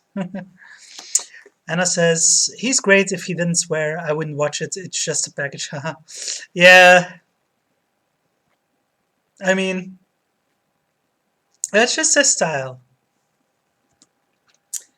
Now don't get upset. That's just a little airline humor. Oh, and if during our flight those cute little yellow masks happen to drop down from their overhead compartments, why, just ignore them. Lately, those practical jokers in maintenance have been substituting nitrous oxide for the oxygen again. Wow. And remember, in case of an emergency, we women get to leave first. Wow. Are there any questions? She asks while leaving. Anna says, I met him in Seattle last year. Oh, yeah. Lucky you, I've never gotten to meet trolls yet.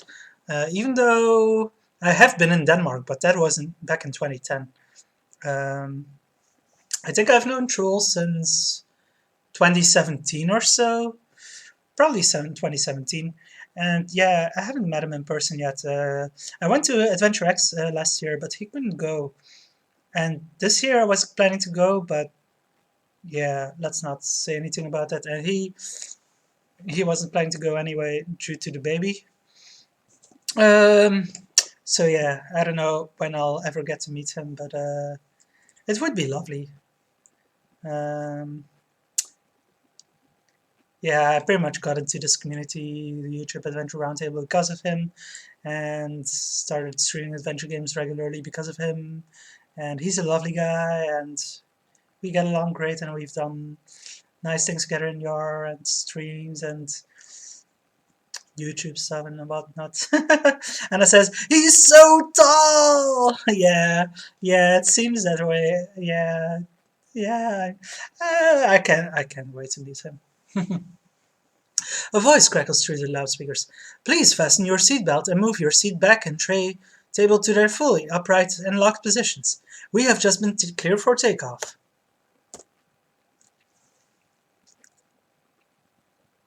Whoa, it's shaking, shaking, shaking. The captain's voice returns. We have reached our cruising altitude. Pretty fast takeoff, wasn't it? Of 500 feet. That seems a little low. Passengers in our rear smoking compartment may smoke 'em if you got 'em.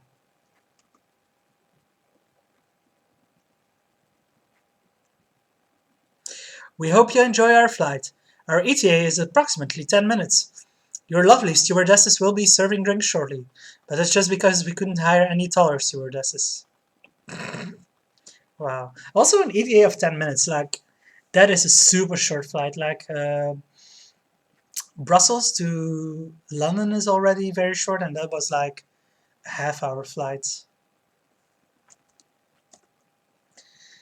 The man sitting next to you responds to the captain's lame quip with a hearty ha. Hey, says the man beside you in his too loud voice. I remember you. You're that guy from Lefty's Bar. I haven't seen you in a long time. He was in Lefty's Bar in Leisure Suit Larry 1. Let me tell you this new joke I heard. No way, you respond. No jokes. All you ever told me was punchlines. So Larry remembers him. What a happenstance. It's supposed to be Ken? Where's Roberta then, Toby? Because Ken and Roberta were uh, in the restaurant together. Give him the pamphlet. I thought you were supposed to read the pamphlet yourself. Repent and send money. Okay. Give pamphlet to man. Instantly intrigued by the fascinating treatise, Ken finally leaves you alone. Okay, so yeah, you're not supposed to read it yourself. You're supposed to give it to Ken, apparently. So he'll leave you alone. The question is, have those stewardesses finished serving drinks? And then stand up, I think? I think we are supposed to do something. Midway flight. Are we supposed to go to the toilet or something? I remember us having to do something.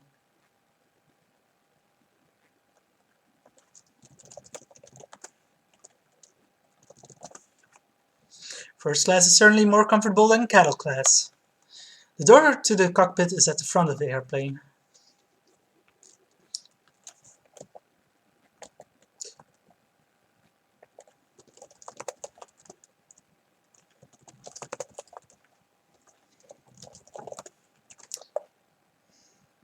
Oh, you need to sit back. The sick bag. Yeah, that's right.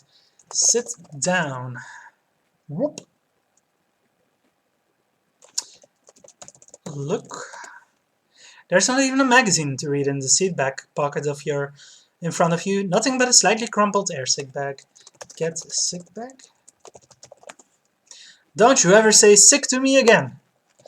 Get bag.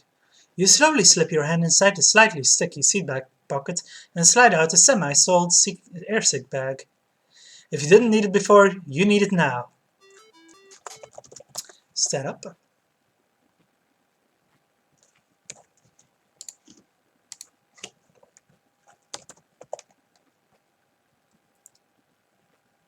Oh yeah, this is a smoker's lounge. The smell of stale cigarette smoke makes you fondly recall your days as a lounge lizard. Available at your local software dealer as Leisure Suit Larry in the land of lounge lizards. Pick up a couple of copies today. Open the door. The red light indicates it is currently occupado. So Miguel has been in that one for hours. Okay.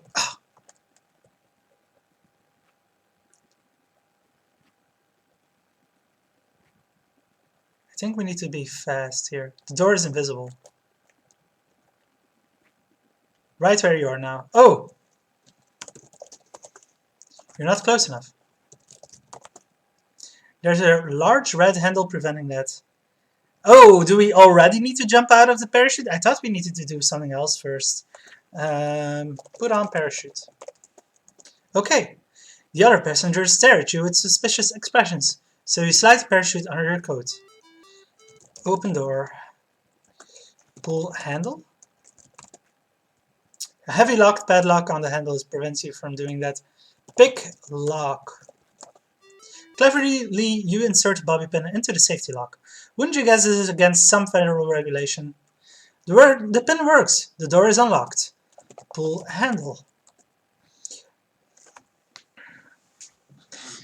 With great difficulty, you push the large red handle until you feel something tear. Crossing your legs, you shove the handle a quarter turn to the left until it is near the word danger.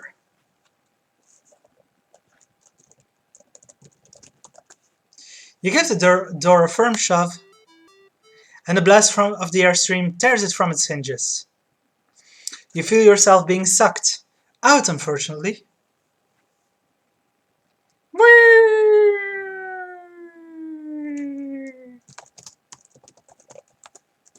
Good idea, Larry. The blessed parachute blossoms above you, jerking you around a lot, a feeling not wholly unfamiliar to you. Unfortunately, you pulled a little too late to hit that island over there. Well, I guess I needed to pull the parachute earlier. Larry, you must remember the old saying. Skydivers are good to the very last drop.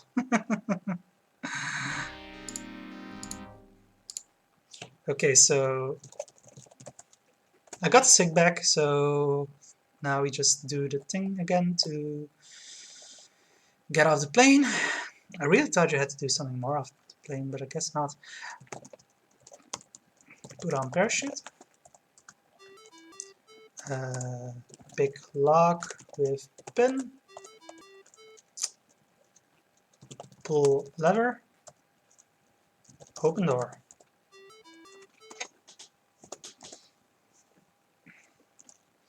And then open parachute.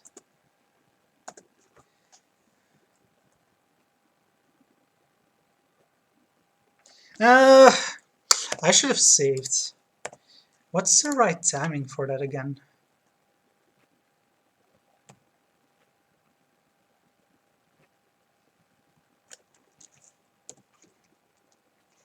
Yeah, I'll save right before opening the door. On the first screen, probably. Put on parachute. Pick lock. Pull lever. Getting off this damn plane full of these damn snakes. Open door.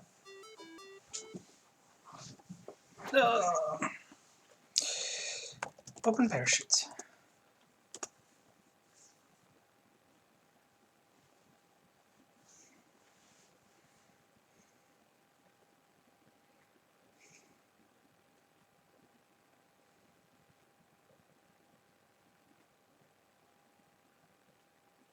Okay, I guess that wasn't too early.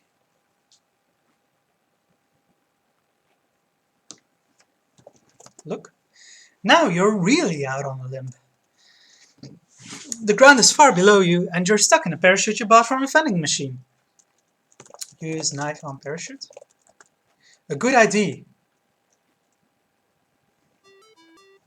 You saw away at the parachute harness with the dull cheese knife, eventually turning it into a mere thread supporting your entire body weight. Suddenly, you look down and consider the consequences of falling to the jungle floor from this height. But you don't consider it for long. Whee! Boom! Ugh!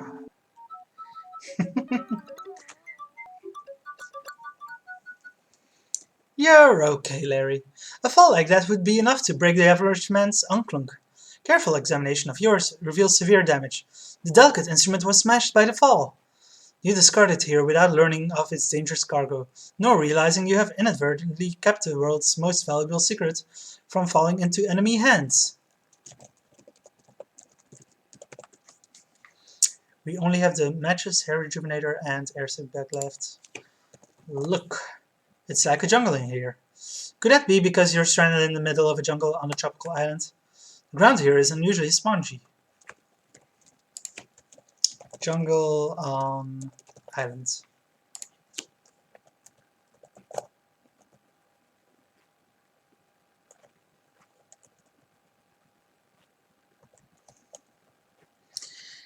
I think the stick is pretty near this area. Yeah, there's a stick here you need to pick up somewhere, but where is that again?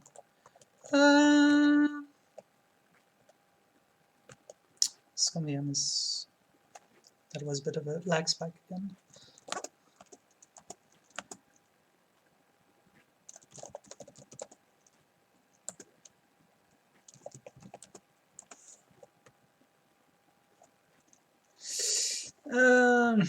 Oh, this is a stick, I think.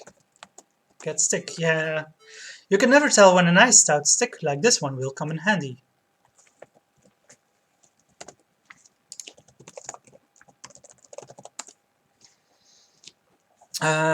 So how do we go again from here? Is it this way?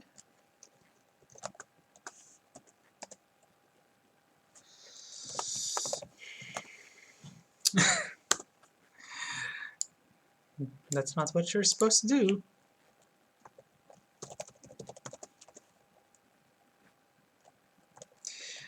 I don't recall how to get off the screen. I thought you needed to go down here, but how? Lower left. Yeah, but how do I get to the lower left?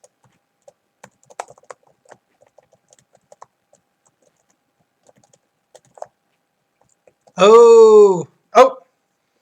Oops, you just brushed a bush containing a resting swarm of killer bees. You are frozen in fear.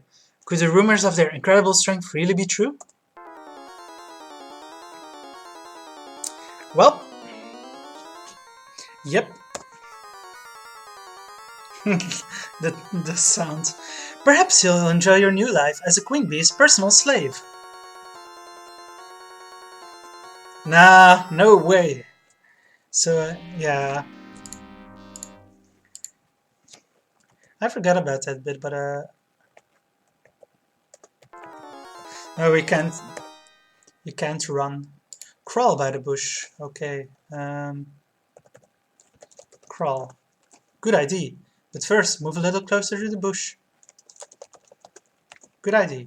You carefully lower yourself to the slimy ground and attempt to make your way past the dangerous swarm of killer bees. You successfully avoid the dangerous killer bees. Avoided bees. Do do do do do.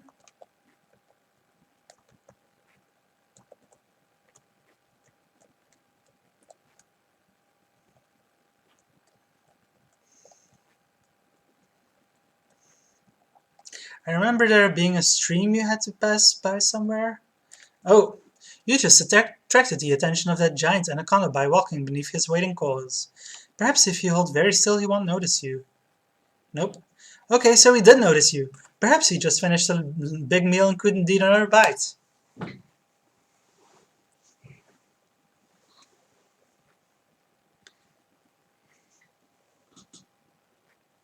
Then again, perhaps he relishes the taste of polyester. Burp. You feel you could have eventually escaped his coils if there was only some way to keep him from swallowing you. You need to beat the snake. Yeah, so you can't avoid the snake, but you can do something to avoid being eaten by him.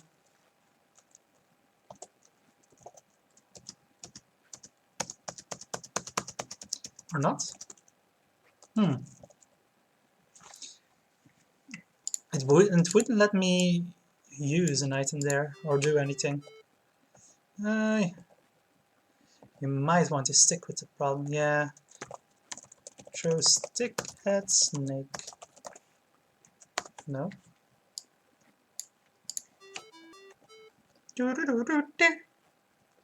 Wasn't that snake a Monkey Island tree? It could be the same one. You gotta beat it. Well, it wasn't letting me do anything. Beat snake with stick. You're close, but the stick is not heavy enough to harm the anaconda. I guess it doesn't work. And Stevie says, "Got any ipecac?" That's Monkey Island 3. Stout stick. But yeah, beat snake with stick. Just says you're close, but the snake isn't heavy enough to harm the anaconda.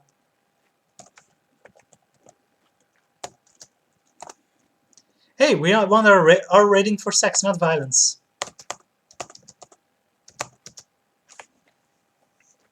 Use stick on snake? Well, beat certainly didn't work. Use stick on snake. Not close enough. Not close enough. Okay. You carefully prepare yourself for the oncoming jaws with the stick. Will it work? As the snake dislocates its lower jaw in preparation for another hearty, cholesterol-laden dinner of red meat and polyester, you carefully insert your stick into the distended opening. Okay, so you're supposed to do this instead of literally beating it with the stick like people were telling me to. And it says, I wonder if that actually works in real life. That's a good question. Someone should look that up. The snake, unable to remove the stick from its jaws and embarrassed by being humiliated before the other jungle creatures, slithers away through the undergrowth to its lair and an early retirement.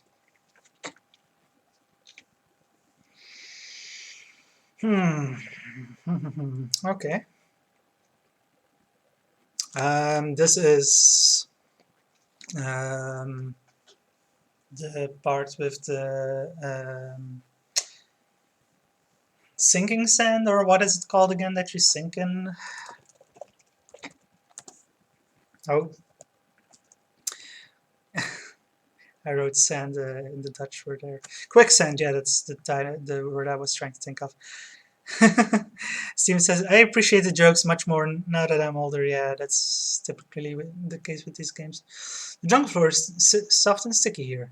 You fondly recall your first car's seat covers. Quicksand. At least it's quicksand, it's nice and soft.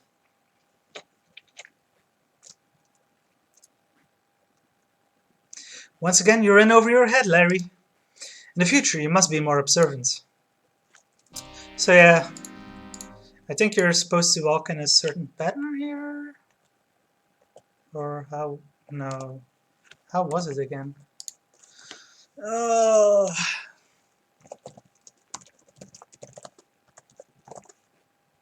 The ground here has a strange pattern to it. Oh, right, you need to follow this pattern, right? Now I'm remember. Oh, I walked a bit off it.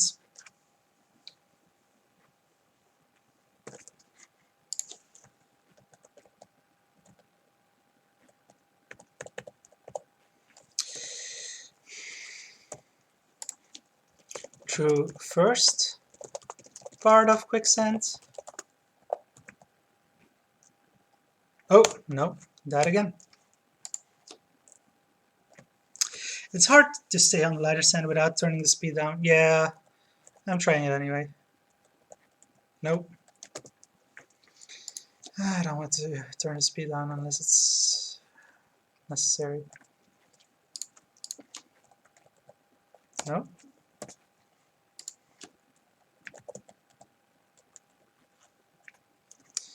I'm just safe coming here. You made it! And we are at the stream. And here we are supposed to use the vines and the piranhas in the water. Gee, those piranha really work fast! For some reason your heart just isn't in the game anymore. Not to mention several other organs. So yeah, we need to use that vine, but the timing is really difficult. I had a lot of trouble here with the timing last year when you have to jump off. Steven says, L must have liked the root monster from SQ2. Totally. Nice. No, I didn't mean to walk into the water. I meant to walk to the side here. Use a vine? You're not close enough. Use vine? Okay.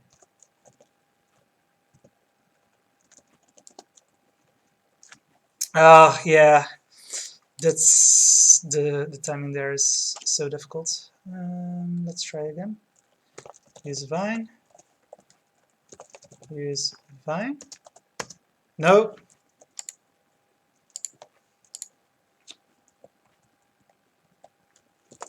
Use vine. Oh my god. This timing, maybe I will have to turn down the speed. The timing is really difficult.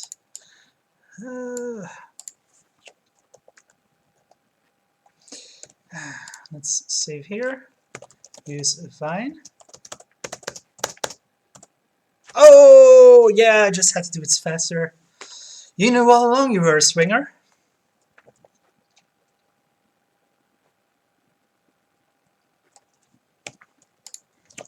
Beach.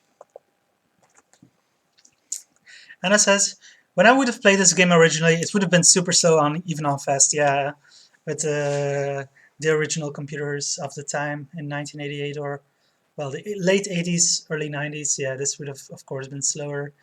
Yeah, and this is a girl. Larry, look out in the surf.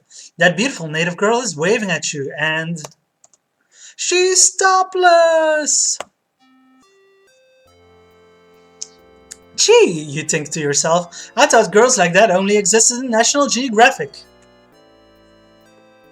It's love at first sight, and also second sight.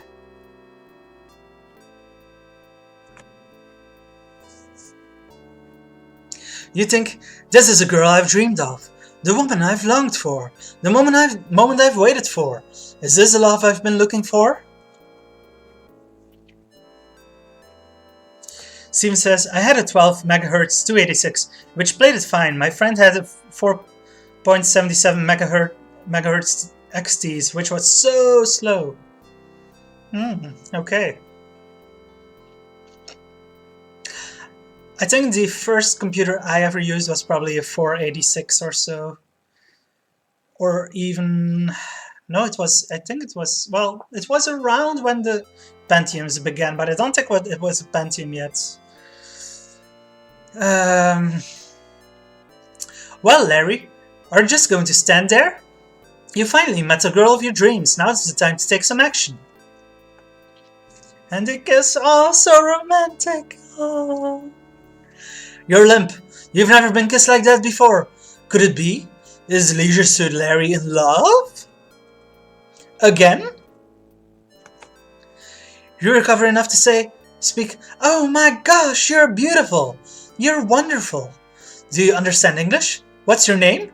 Where are you from? Are you busy tonight? Of course I understand English, you silly. All of us here do on Nantunite Island do. We live in a small village just off the beach. My name is Kalalau. What's yours? Anna says, I had a PC-10 2 computer updated to 20 megabytes by the time I got this game. I've never heard of a PC-10 2.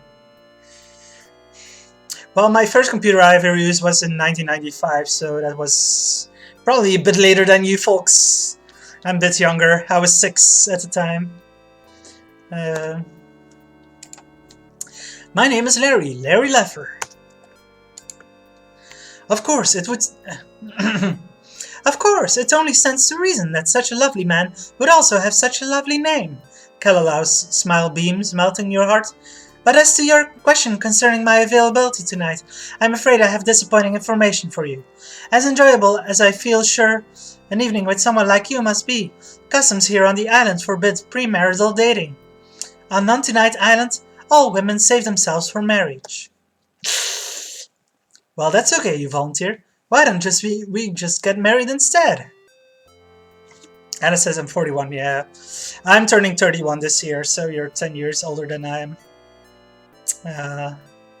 Yeah, I'm among the younger crowd of the YAR and adventure gaming community in general.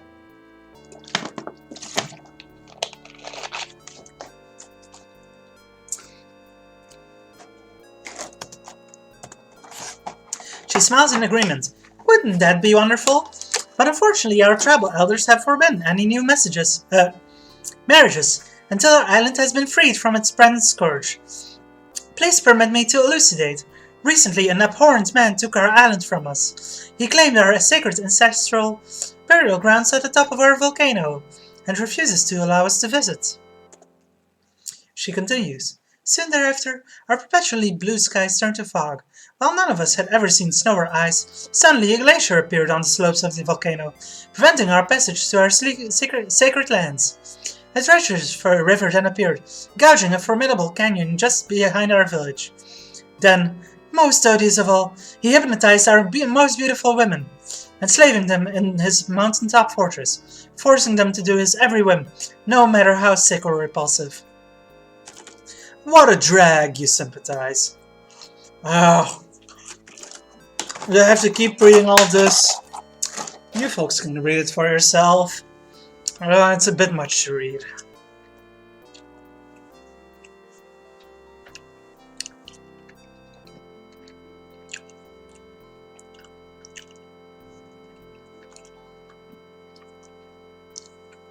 Lucy says, I'll pretend I did.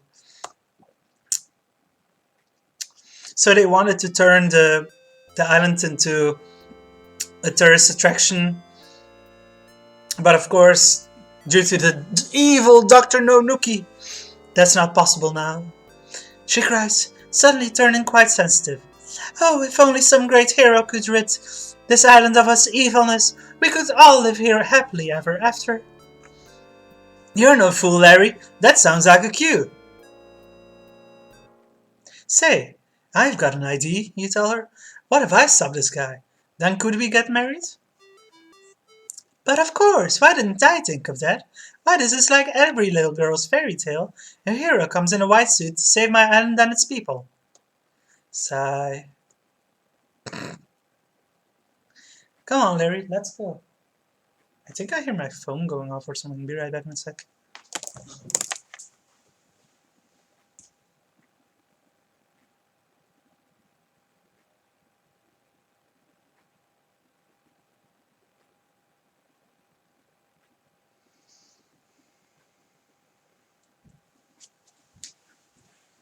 Okay, that was the Jobs app buzzing. Sometimes does that because of the way it's built. Sim says, "Quick, everybody hide under the table while Summer's away." Are you below the table? Hey, there you are. Hello. Come on, Larry, let's go. So we have finally arrived in the village. Attention, please, cries Kalala. Gather all the villagers before the chief's hut. We must have a celebration. Wait here while I tell everyone, says the basket carrier.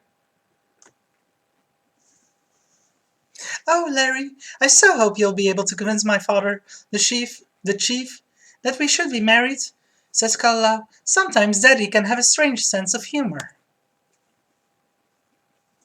Don't worry, baby, you reassure her. For you, I would cross the burning sands of the Sahara. I would climb the highest peaks of the Himalayas. I would swim the shark-infested water of the ocean. Why, I'd even learn desktop publishing software. Oh my god, what lengths Larry would go to. Lucy says, I remember when 20 megabytes was a big file size. Then Anna says, right, it was huge.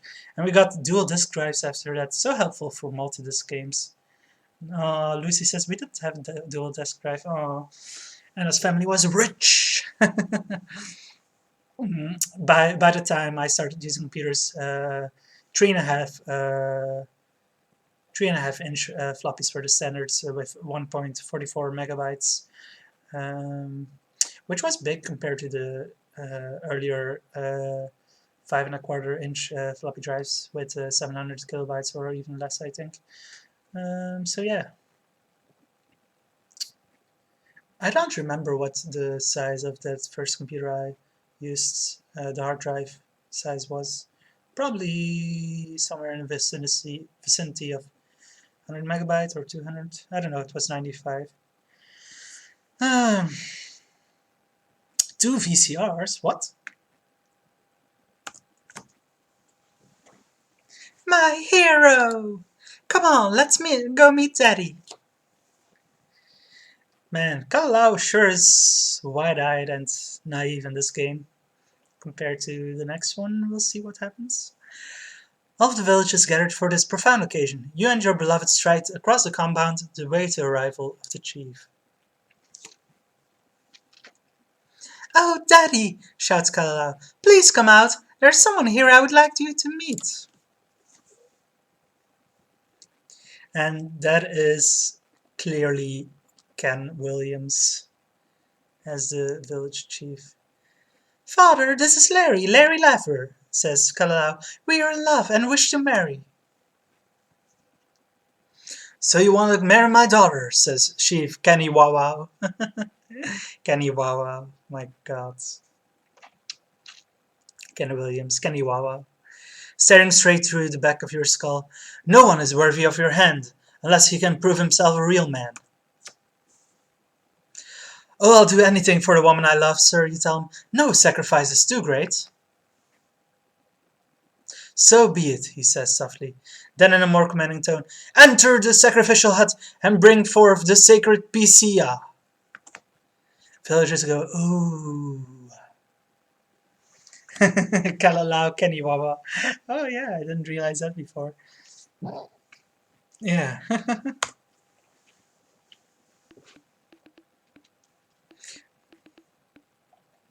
The Pisia. I wonder what that is. Oh my god, it's a computer! Young man, sit before the mighty Pisia. Prove your manhood by becoming its master, and you will pass part 1 of this initiation to our tribe. But what is this? But what is it I'm supposed to do, you ask?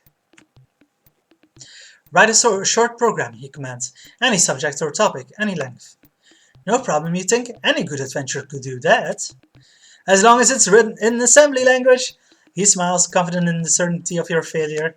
I actually wrote assembly language back in the early to mid 2000s. I think I started learning it in 2003. Late 2000. No, it was probably early 2004. So 2004, 2005. Am I remember it? I don't know. It was somewhere between 2003 and 2004. I started learning it and then developed, well, worked on games for the Texas Instruments graphical calculators between 2004 and 2005, 2006 for sure. Villagers gasp. Anna says, Lucy says I only know basic. And Anna says, I only ever learned HTML back in '98, never learned to code. Well, I'm a software developer now for my job, so yeah. If you can do something else, maybe do something else with your life, because being a software developer is a pain. I mean, it's interesting, but it's also a huge pain. Steve knows the pain. I had to write speed critical stuff in assembly back in the DOS time. Wow. Impressive. Well, I also remember the stuff I was writing was speed sensitive, which was because it was on a Texas Instruments graphical calculator with pretty much the same processor as in the original Game Boy. Something like 4 to 5 megahertz.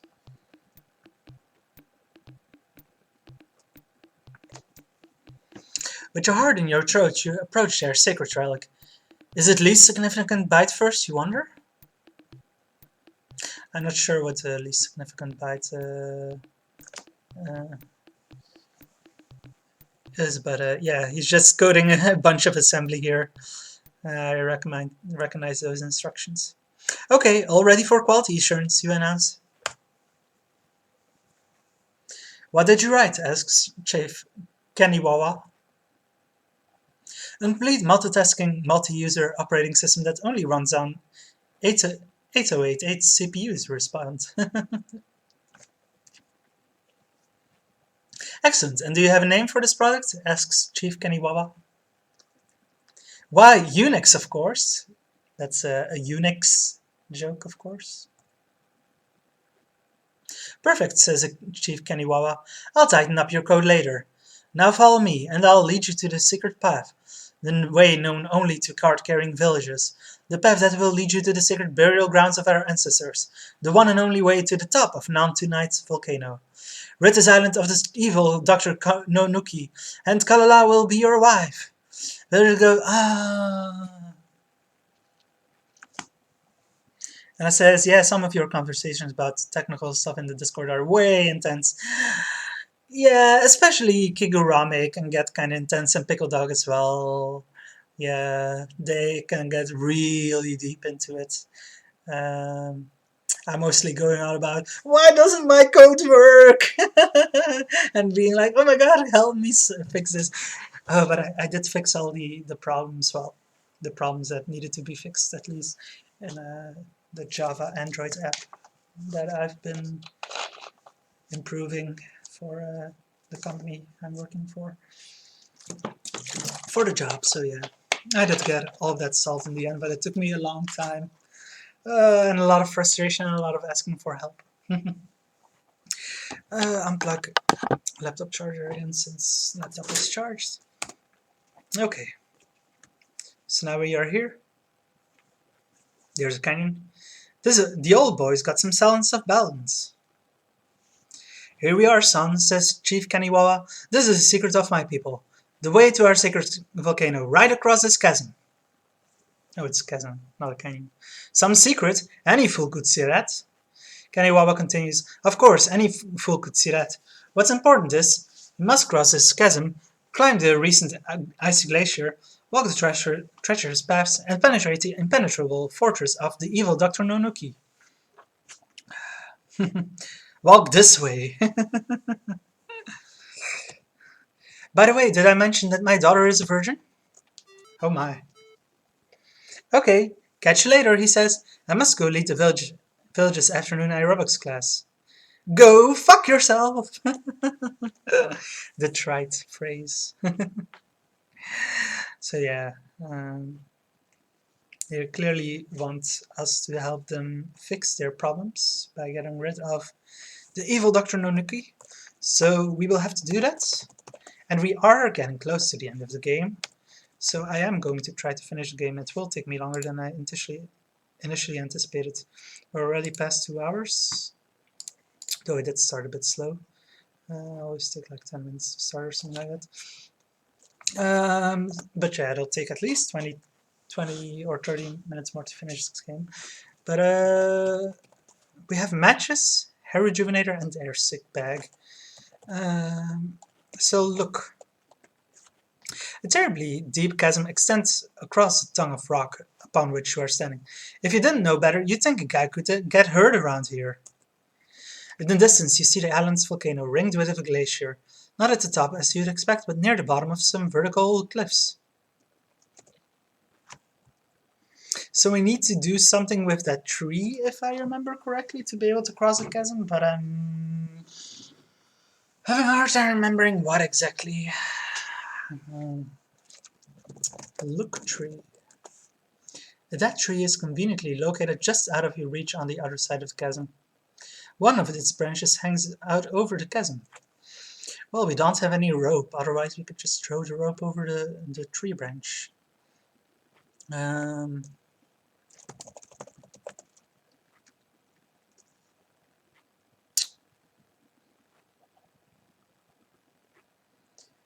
I think you mean put the air rejuvenator in the bag, probably. Some ash from the fireplace, if I recall correctly. Can we go back to the village? Put hair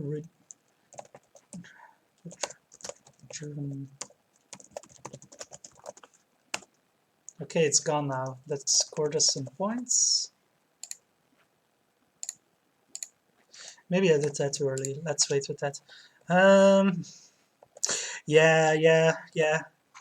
Now I do remember that we have to get ash from this fire. What fire? The village campfire has burned down to just a few cool ashes. Get ash. Ashes.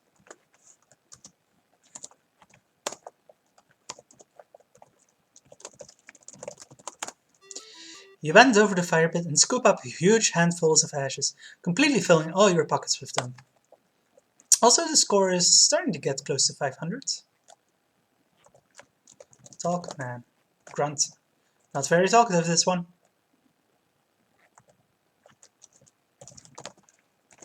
Would be better if you stayed out, apparently.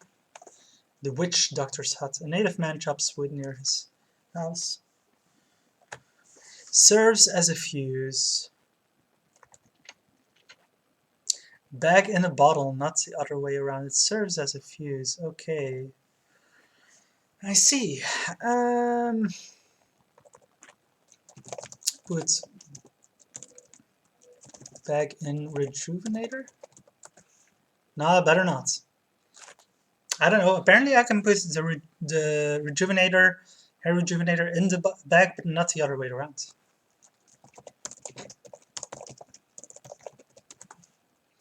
Good idea, but this is not placed. Okay, with bottle phrasing. Did you take the vine? Was that back in the jungle earlier? Probably. I probably forgot about that. That's what I'm missing.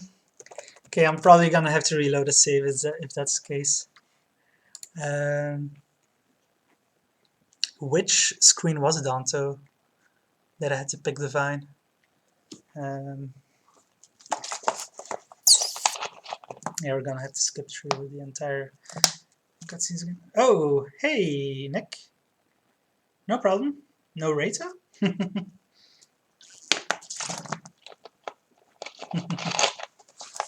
The one from the stream.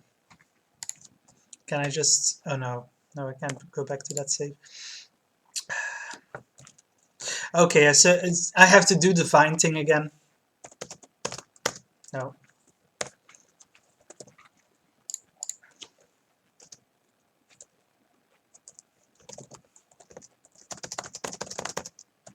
Okay, yeah, and now I have to pick vine. My god, that is so easy to forget about, unless you know that you need it. My god, I completely forgot about it, and thus I have to go back a whole way. Luckily not too far. Well, I got it now, so I can just go back to the chasm and then say it again. You reach up, grasp the vine firmly, and give it a sharp jerk, yanking it from the tree branch above you.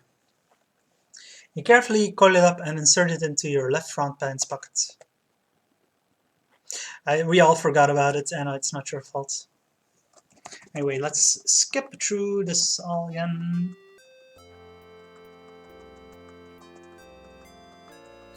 So this is pretty much a speedrunner tactic, just pressing enter or clicking as quick as you can to skip through everything.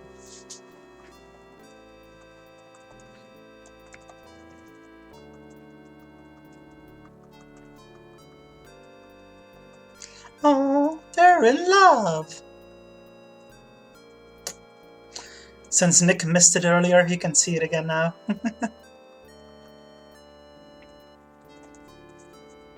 Yeah, it's cute animations.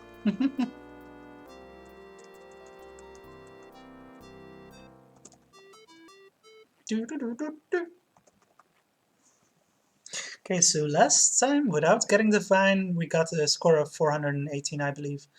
Let's see now. Hey, Dr. Mambo, thanks for the follow.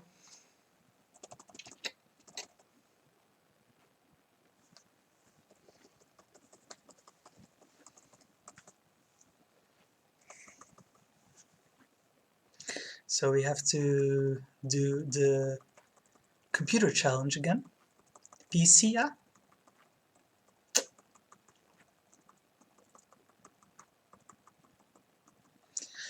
We're nearly at the end of the game, so once we cross that chasm, then I pretty much know how to get past the icy glacier, I think. And then we're pretty much in Dr. Nonuki's lair. So yeah, really isn't much further. Till the end of Leisure Suit Larry 2! He goes looking for love in several wrong places.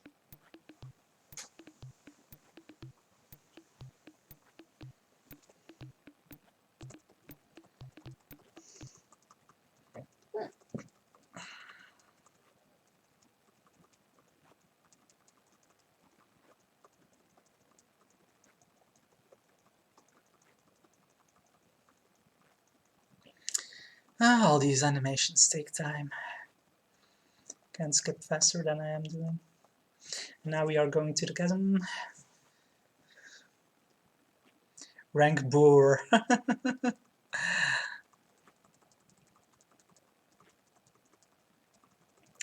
Okay, so we're at 416 already, and now we can go get the ash, and then we should have more than 418. Not that it really matters. I'm probably not going to get 500 out of 500. Probably have forgotten something somewhere, or missed something, but you know, might as well try to go for a full score. Actually, I don't know if it's possible to... Well, it is possible to finish this game without getting a full score, because you can forget to look through the hole in the fence at the start of the game. Okay, so let's save. Chasm. Inventory. We've got the vine.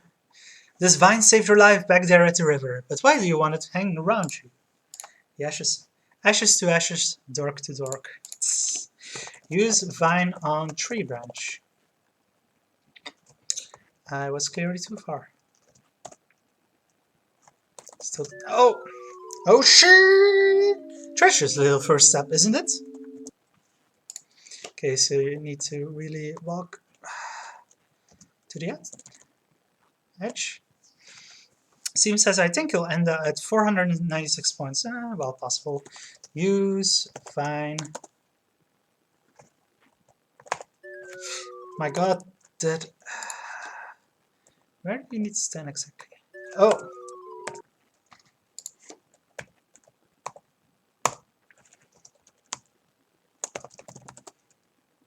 Yes! I got the right pixel this time.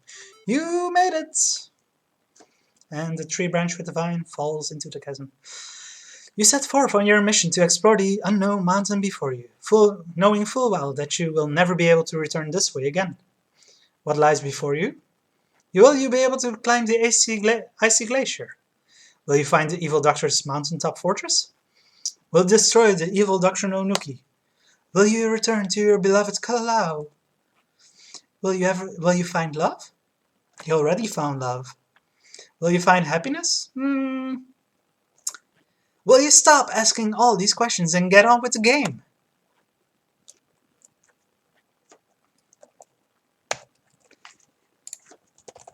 Past chasm. Look what lies before you. I don't remember there being any significance to this screen. Well, now we are at the Icy Glacier. Here we need to inventory, use bag on bottle. There's no need to use it here. What? Use bag on hair bottle.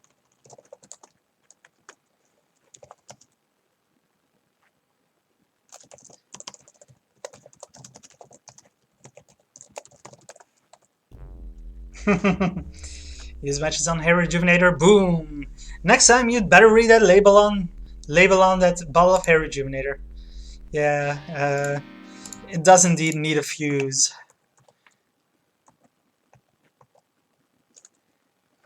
And it asks if is this game before tab made the inventory come up? Apparently, yeah. Apparently tab makes the inventory come up. I didn't know that. Steven says, for instance, there's a point when you look at the jogger who's running by the office building that looks like the hotel. There's 4 points that can be missed. Yeah, I missed that for sure. Use hair rejuvenator on bag. Okay, you dumped the bottle of hair rejuvenator on the ice. Okay, so apparently that's how we do that. Nothing happens. Throw. Use match on ice. You light a book of matches and watch it go up in flames. Whee! Okay, apparently that did not. Apparently that wasn't the right thing. Dump hair rejuvenator on ice. Use hair rejuvenator. Oh, the ashes, right. Use ashes on ice.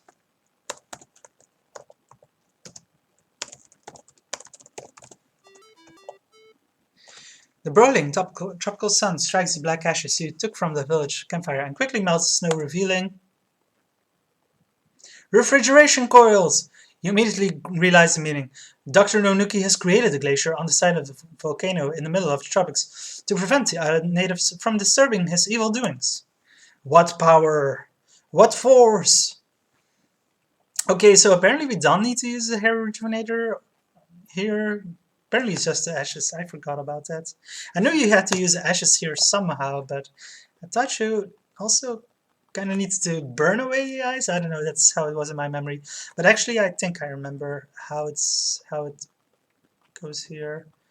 Now all you have to do is scale this sheer vertical basaltic cliffs of the volcano, reach its crater, and attempt to discover an entrance to the evil Dr. Nonuki's impenetrable fortress, so you can learn what lies behind.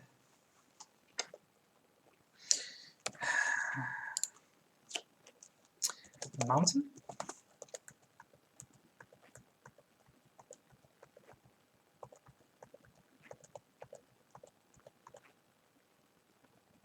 Oh, that was easy. Crater.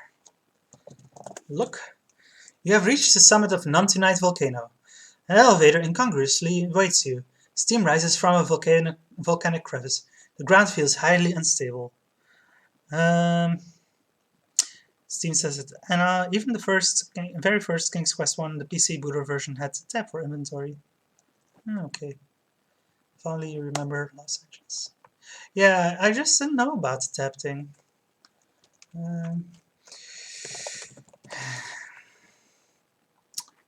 So put Rejuvenator.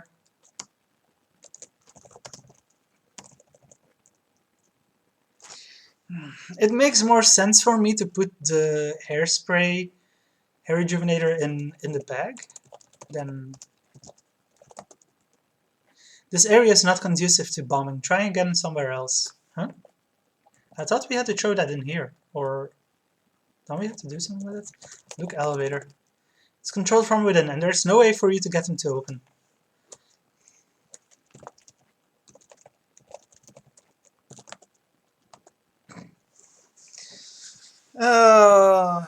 This area is not conducive to bombing.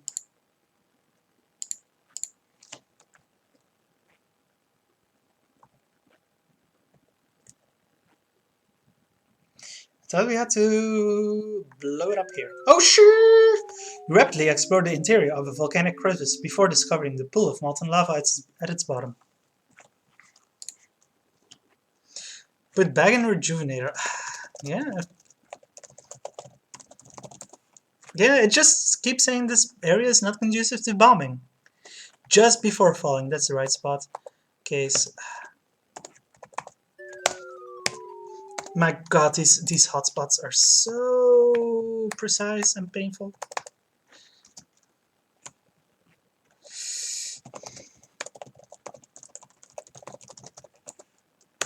Okay, so there it goes. You toss a bottle of hair rejuvenator into the deep crevice. It finally reaches bottom and breaks harmlessly on the jagged rocks, making quite a mess but not accomplishing nothing. You just threw away the only hope you had of saving this island from the evil doctor. Well, I guess we headed to light it on fire first. Light rejuvenator? Bad idea. You open the bottle of hair rejuvenator, light one of your matches and drop it inside. You wonder to yourself, is that a disk drive I hear? The next time you make a Molotov cocktail, well, why not try using a wick?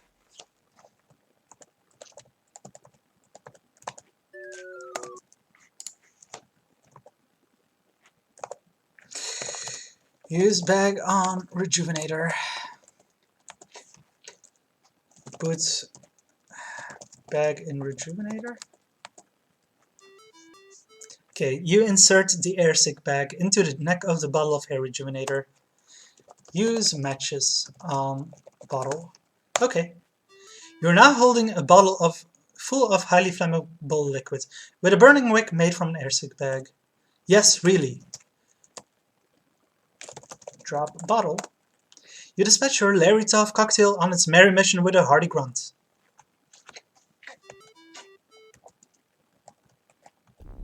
You feel a deep rumbling as your homemade bomb explodes, weakening an old lava tube deep within the earth. This could be extremely dangerous. The force of the explosion has also caused the elevator door to open. As you start to push the closed door button, you notice there is no closed door button inside this elevator. Say, there are no buttons at all inside this elevator. In fact, there is not even a floor. Oh shit!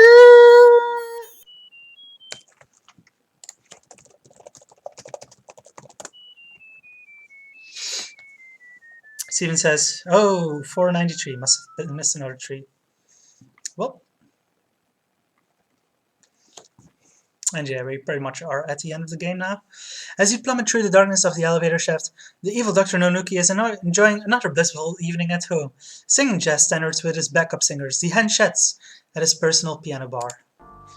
Feelings, nothing more than feelings.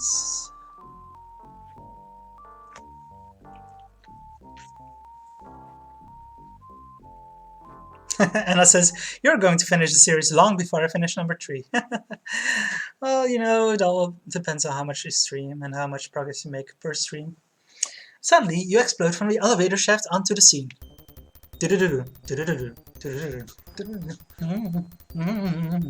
Steam says, fun fact, the scene was supposed to be interactive, but they ran out of time. Yeah, I can imagine so. Staggering to your feet, you inadvertently slap a fast low 5 on that hand extending from the wall. Oh, you've discovered the secret activator for the Fortress's Peacemaker self-defense control panel. Well, struggling to regain your balance, you fall onto the auto-fire button. Stop! Screams Dr. Nunuki, but it's too late. I love this music. A laser beam strikes a large Italian marble column near the grand piano. Oh! And he gets crushed by the piano. You did it! You did it, Larry! You destroyed the evil Dr. Nonuki! Yeah, and we didn't quite end up with 500 points, but missed 2 small things, who cares? We finished the game! And the rank is Big Hero! Well, didn't quite go to heaven, but to hell instead. Remembering that Dr. Nonuki kidnapped and hypnotized the island's innocent native women, you realize you must break his spell before they can return to the village.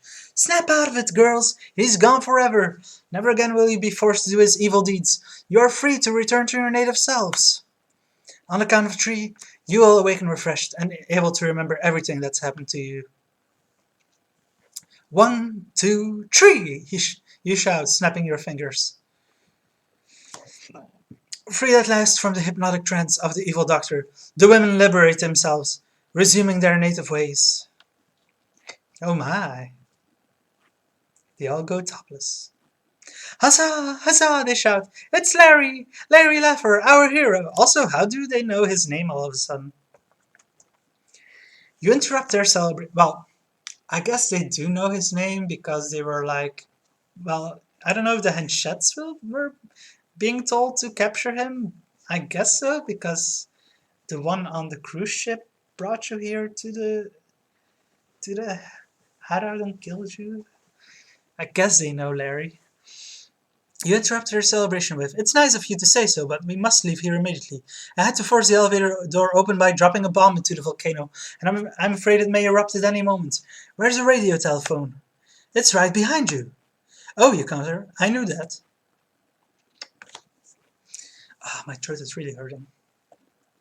You grab the telephone and press the big talk button. Mayday, Mayday, this is the Big Leffer calling. Can I get a copy off a nanny good buddy? You often slip back into the 70s without even trying. Catching yourself, you continue. I'm inside Nantinite Island's volcano, in a fortress hollowed out of solid rock and filled with beautiful, oversexed women, recently stripped to the waist. I've just killed a maniacal, power-hungry, money-grubbing scientist who was trying to grab my unklunk. How does he know about the unklunk? Is a question. He didn't know about the unklunk even when it broke, and he discarded it. How does he know about the unklunk now?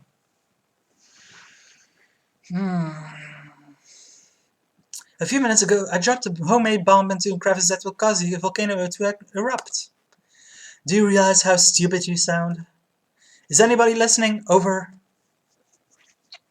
His crackle, pop. His crackle, pop. You almost receive a breakfast cereal commercial. Roger, Big Clever. We copy. What help do you need? What kind of help do you need? Over. Hey, who is this? Are you nearby? Can you come immediately? Over. This is Dwayne Barker of Software Illustrated magazine. We're right behind you on the beach at Nantunite Island shooting our annual swimsuit issue. We'll be glad to fly up in our helicopter to rescue you. Is there any way you could create some sort of signal to let me know where you are? Over. You glance at the large computer panel to your right. How about if I have some palm trees emit a cloud of fog to surround the island, then turn off the island's main waterfall and open a gigantic hangar door in the side of the volcano? Also, how does he know about the palm trees emitting cloud of fog. Some stuff doesn't quite make 100% sense here, but you know, Larry. It's Leisure Suit Larry! Also, this game, I've already said it last time, but it feels like it was developed a little faster than the other ones.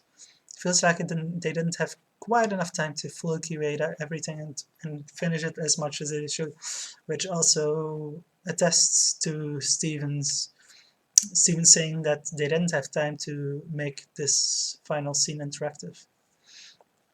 Yeah, I guess that ought to do it, he replies. See you in 2 minutes. Over and out. Over and out, good buddy. You have a little trouble deciphering the control panel for the island's camouflage system. Anybody know how to work this fog machine, you ask? Oh, what the hell, pushing everything at least once couldn't hurt. Oh, great hero of our island, says one of the women. Come over here. Allow us to give you a proper triumphant return to our people. They carry him off. Say, aren't you coming with us, you ask the pianist. Of course not, she replies. I don't really have a part here, I'm just a piano player. But allow me to introduce myself. My name is Patty, she says. Polyester Patty, the international renowned recording artist and queen of the women's singles scene. You'll want to watch for me in Leisure Suit Larry 3. So if Patty is here, she's not coming with us, so she's not escaping while the volcano erupts. How does she survive the volcano erupting? You ignore this blatant plug. Come on, girls, you command. To the chopper, and my destiny.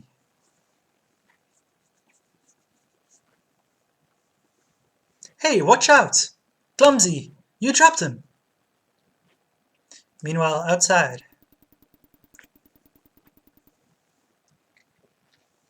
Helicopter is flying over there. The hideout. Helicopter door in the side of the volcano has opened. Thanks a lot for dropping me down the stairs, he cried to the native women. Hurry and get in the helicopter. No thanks, they yelled down the stairs. We'll use the back door and take our chances with the glacier. Oh, okay, so I guess that's how they get out. I forgot about that bit. Come on, big lever, says the pilot. Climb aboard. Get in the chopper! Sorry, I had a little trouble with that fog machine, you tell him. Say, aren't you that guy that won the big lottery prize? Asks the pilot.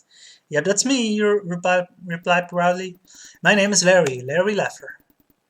Well, Larry, I've got a little surprise for you. I just heard on the radio. They just went bankrupt. Kaput. Busted. I hope you saved some of that money. So yeah, he was supposed to get $1 million a year from that Lucky Life lottery. He got the first million at least, but apparently they went bankrupt and he's not getting any more money. It doesn't matter, you assert. I have the love of a beautiful woman, and we can live here on this wonderful island for the rest of our lives. Why do I need money? I'll give him my leisure suit for a moo-moo. And at the start of Leisure Suit Larry 3, that's exactly the case. Hey, thanks for the lift, guys. Want to stick around for my wedding? Sure, why not? We'll grab the camcorder and be right there. Watch out for that blade. Hi, Larry. What took you so long? I ran into a little trouble with an artificial glacier. And they kiss? Aww. I did it, Kalalau! I really did it! Dr. Nonuki is no more, his evil spell is broken, the glacier is melting away, and your women are once again free. Once again, peace reigns over this beautiful island. Let's find your father and get married immediately. Anna says, how sweet. I'll go get Daddy. You notify the village. Have everyone assembled before the witch doctor's hut. Oh, Larry, I'm so excited. Just think, I'll be Mrs. Larry Laffer.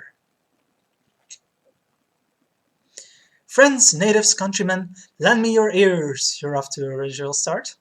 People of Nam tonight, the evil Dr. Nonuki is gone forever. Your women have been freed and are returning here now, and you're again free to travel wherever you wish. Since I have met all the conditions of Chief Kaniwawa, Kalalau and I will be married. Please assemble for the wedding. You hear the muffled sounds of cheers.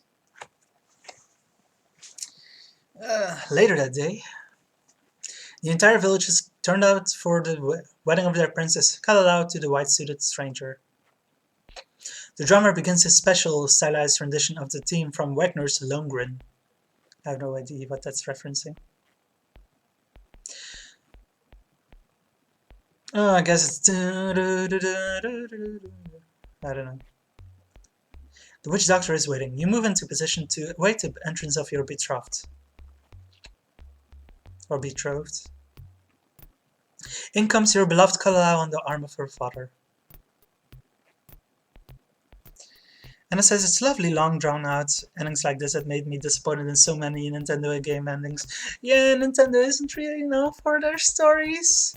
Certainly not good endings. Well written endings, I mean.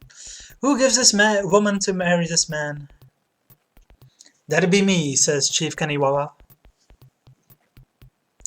Very well. Turning to you, the witch doctor asks, and do you have a ring? Uh-oh. You know, there was a ring in the lounge of the lounge lizards, you tell him, but I never thought to bring it along here. Never mind. Let's begin. Following the traditions of our people, you must now spin in a circle until you are dizzy and throw up. And they are spinning in a circle. Hey, Jagger, I'm just about to finish off the stream. The game's ending. Steam says the SQ4 ending was a bit disappointing too. I don't think trolls would agree with you, but yeah, maybe the Space Quest 4 ending could have had a little bit more to it. I thought it was okay, but it's kind of brief and just quick, let's get this over with, kind of. Now smash this wedding cake into your beloved's face. And finally, moonwalk across this dirt compound. Is this really necessary? Moonwalking. Steven says in reply to saying how I felt about Space Quest 4 ending. Yeah, exactly, yeah. And Lucy says the ending should be worth the wait. Worth the wait, yeah. Yeah, sometimes they just want to rush it over with. You make us a bride. And it says the worst ending I can think of was at the end of the original Rampage. I don't think I ever got to the ending of the original Rampage. And Steven also asks, that has an ending? I did. I don't think I actually ever played the original Rampage. I played Rampage on Nintendo 64. And Lucy says, I enjoyed the Monkey Island 2 ending, but others would disagree. I mean, I think it's an okay ending, but it's certainly controversial for sure. Well, a lot of games just go the end, especially lower budget games on early consoles and such used to do that a lot. Now, Larry, we'd like to welcome you to our family. Have a look at it this way. You now have a village full of in-laws.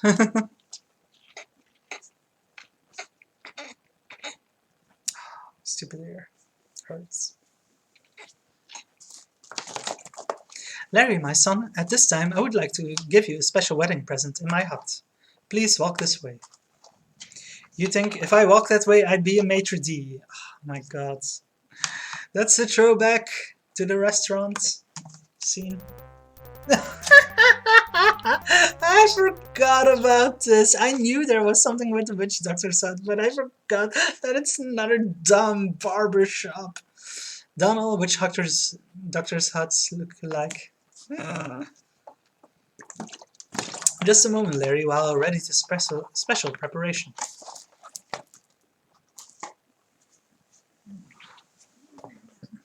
All right, son, come over here.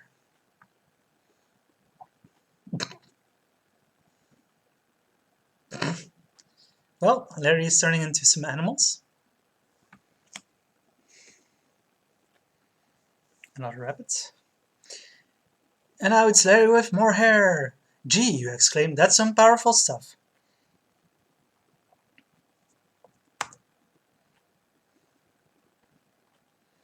Here, says the witch doctor, take a look in this mirror and tell me what you think. Yeah, this is what Larry imagines himself looking like at the start of the game when we went to the first barbershop. You did it! You really did it!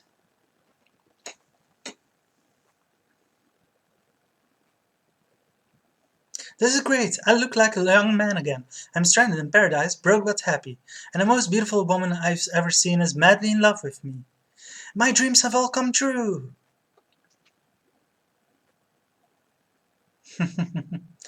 A naked man and woman running across the beach. Aww. And in the background, the volcano finally erupts. That sure took a while. It turned to evening or night before it erupted. As we leave our hero cavorting in the sand with his new love, we ask ourselves the burning question: Is women's lib, I guess women's liberation, really dead? Is there still a feminist movement? Is there a market for polyester patty in pursuit of pulsating pectorals? So that's the title of the third game. Or will Allo have to write yet another of these silly symphonies? And Steven says, in Leisure Suit Larry 3 he still has hair. Only in Leisure Suit Larry 5 does he get his bald spot back. Yeah, I guess by then the good days were over. But in Leisure Suit Larry 3 he's gotten fat, and then he has to get buff again to get with Patty. But we'll get to that next stream, which will be sometime this week, hopefully. I don't know yet when we'll get around to Leisure Suit Larry 3. Maybe tomorrow. Maybe. I might have time for it tomorrow. We'll see. Lucy says, I prefer Larry before he gets a voice. I don't know, I like the voice, but, to each their own. No problem, Steven. Thank you all for hanging out in chat, being here with me these past... It's nearly been 3 hours. 2 hours and 45 minutes. Well, with time lost, 2 hours and 30 minutes, but it certainly took longer than I thought it would. But yeah, we got through Leisure Suit Larry 2. Yay! Party, party! So as I just said, Leisure Suit Larry 3, next stream, maybe tomorrow evening, maybe later this week. We'll see. Thank you all for being here. Thank you for watching and chatting. I hope you all enjoyed it. I mean, you are saying you did, so I'm assuming you did, but that's just a thing you have to say. And oh, I wanted to plug. You really don't have to subscribe if you don't want to or can't afford it or whatever. But if you do subscribe, I actually have a lever emoticon, and I'll try adding more soon, more emoticons. But yeah, if you want that emoticon or just want to subscribe to me, that's always welcome. Of course, you don't have to. I just thought I'd plug it. So yeah, see y'all later.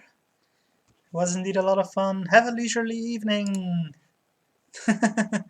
Thanks for sharing Laugh or Smile with us, Steven. Thanks for the sub. Bye! See you next time. I'll announce it in advance on Discord. Bye!